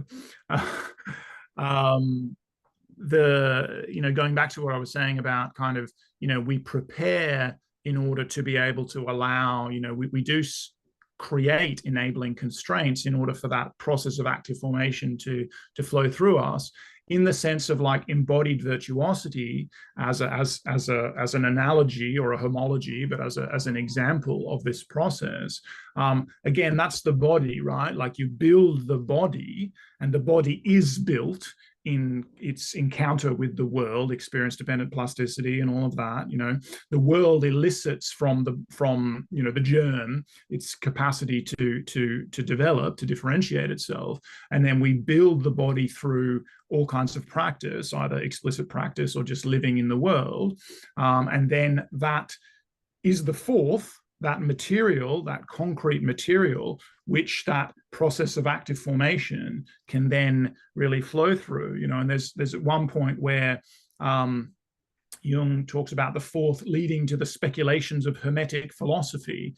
And so I see that as him sort of gesturing towards the univocity of mind and matter, the macrocosm microcosm view as well, and the participatory notion, but the involvement of the body in that process of active formation, the body as microcosm of the macrocosmic process of self-differentiation and all of that. And maybe this would be a slightly hard jump, but one of the things that comes out just a little bit here, and again, Eric Neumann takes this a little bit further, but it's of particular interest to me because of my herpetological background, is the treatment of snakes in the sort of Christian or Abrahamic tradition, and again, this is just going back to what has been characterized as evil, but we might pay a little bit more attention to that phenomenon and realize that it's not evil. I mean, of course, I can talk for ages about real snakes and why they're not evil, but also it's kind of striking to me that in a lot of other traditions, mythological traditions, world mythos, from numerous different cultures. Snakes are very potent symbols that you find in, they're very big in Indian mythology. They're very big in Mesoamerican mythology. They were big for the Greeks, even, like they're around. Snakes are ubiquitous and potent. But one of the figures that comes up a lot in world mythology is something like a feathered serpent. And a feathered serpent is a mediating being, is a being that travels between worlds. The serpent goes underground, but the feathers, the bird, can traverse the heavens. And so, that's there in the Greeks with the caduceus, the staff of Hermes. Obviously, there you also have the staff of Asclepius, which is the association of a snake with healing. So snakes are pharmakon in this sense. They're both good and evil, so to speak. They have positive and negative attributes to them. The poison makes the cure, and all of that kind of mythology. And then you have these Mesoamerican creator gods. I mean, you have serpent creators in the Hindu tradition, in like folk Hinduism, Kukulkan and that kind of stuff. But you have Mesoamerican creator gods. You have Australian rainbow serpent. But Mesoamerican creator gods that are these feathered serpents. And Quetzalcoatl was born of a virgin, no less, and associated with the morning star. Snakes and creative renewal through shedding skin and all of that. But one of the things that kind of emerges for me when thinking about all of this stuff in light of what Jung's saying, and partly what he's saying about man, human, as mediator. We got into this with the answer to Job's stuff, but this is the incarnation, the body, the ongoing incarnation, which is the indwelling of the Holy Ghost in humans. But the flesh, then, the body as this mediator, it's like, man then becomes the feathered serpent, right? The being that is capable of traveling between worlds and spanning the gulf between this world and the heavenly realm. And so and in the psychological register, we have this capacity to recognize the sort of katabatic dynamics of the psyche with the death and rebirth. That's an image of the traversal of the worlds, right? A shaman travels to the other side and brings back the knowledge from conferring with the realm of spirits and whatever. So there are a lot more integrated symbols, it feels like to me, that we can have, which are all about being able to traverse that liminal space, being able to be a creature with a foot in both worlds, which seems to characterize the human condition, and why we have, I mean, you brought up Chalmers, I wouldn't have brought him up, but why we have a hard problem, we have this perspective problem where we feel an interiority, but we perceive only the exteriority of other beings that or at least we perceive directly, let's say. Their interiority insists, but does not exist for us. Yeah. But so, I just sort of trying to gesture that by moving away from this characterizing the fallen flesh and all of that, and the snake and all of that as evil, we can move back towards these more integrated symbols, which is where Jung is taking us by recognizing, and it was lovely what you brought up with the Talmudic stuff, but or the Torah. It seems like, if I recall earlier in this longer essay on the psychology of the Trinity, Jung talks about how Christianity, the church, found it necessary to really repress all of the ways in which the many motifs, like the dying and the rising God, and even the Trinity, the ritual of communion, the mass, that all of these have precursors to Christianity, and it wanted to make itself seem as radically new as possible. And I think part of that is the way that the snake, where ancient traditions the world over had seen the wisdom and divinity in this animal, and instead in Christianity becomes the source of original sin. Again, as a way of perhaps overly, well, definitely artificially creating the sense that this is a total break with everything to come before. And so maybe part of the movement towards the missing fourth, the repressed fourth here, is for Christianity to recognize its continuity with paganism, so-called. Yeah. Sure. Yeah. Yeah, I mean, that would definitely be a big part of what Jung is saying. But I mean, there's a way in which some people, I mentioned Caputo earlier, but Tillich perhaps, they think of this mythological substantializing of the creator God, of the personage of God, as a kind of paganism that needs to be disavowed. I'm not sure if I like that reading particularly either, but there's this uneasy relationship with paganism and what exactly characterizes paganism, I suppose. But I'm very much with what you're saying, and obviously what Jung is saying about looking at other resources.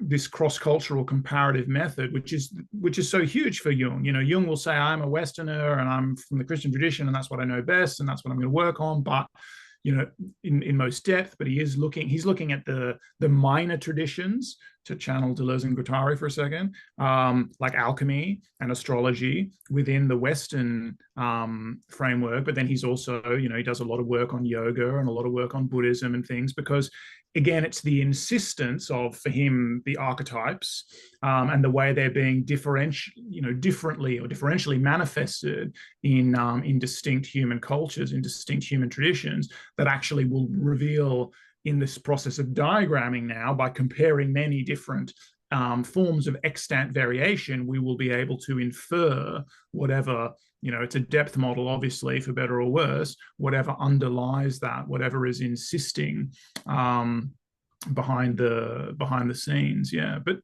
yes, I think there are much more balanced models available to us. Absolutely. All right. I think we better wrap it up here. Sure. That was edifying for me, hopefully for our listeners. And always appreciate the dialogues. Me too, man. I really do as well. It's a really good essay. There's so much in here that we could draw out probably, but I do think we hit a lot of the high points, at least conceptually. Jung is always fun. Jung's always fun to read and talk about. Absolutely. Yeah.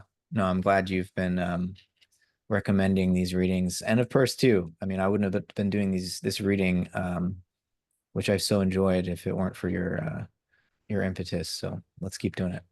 Yeah, absolutely. I sort of wonder if we need to bend back, like the original project we were outlining, free energy principle, ontology, and relationship with activism and all that. But this is all certainly still a hot topic now.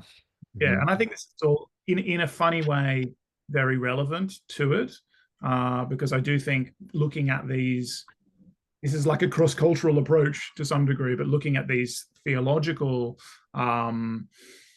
frameworks and the way the ontology and the theology bleed into each other in many of the ontologists who we like the most is very revealing. And certainly, and I don't think I articulated it well, but I'm finding another way to think about the way we're getting a movement with some of the free energy principle crowd towards a kind of quasi-mystical,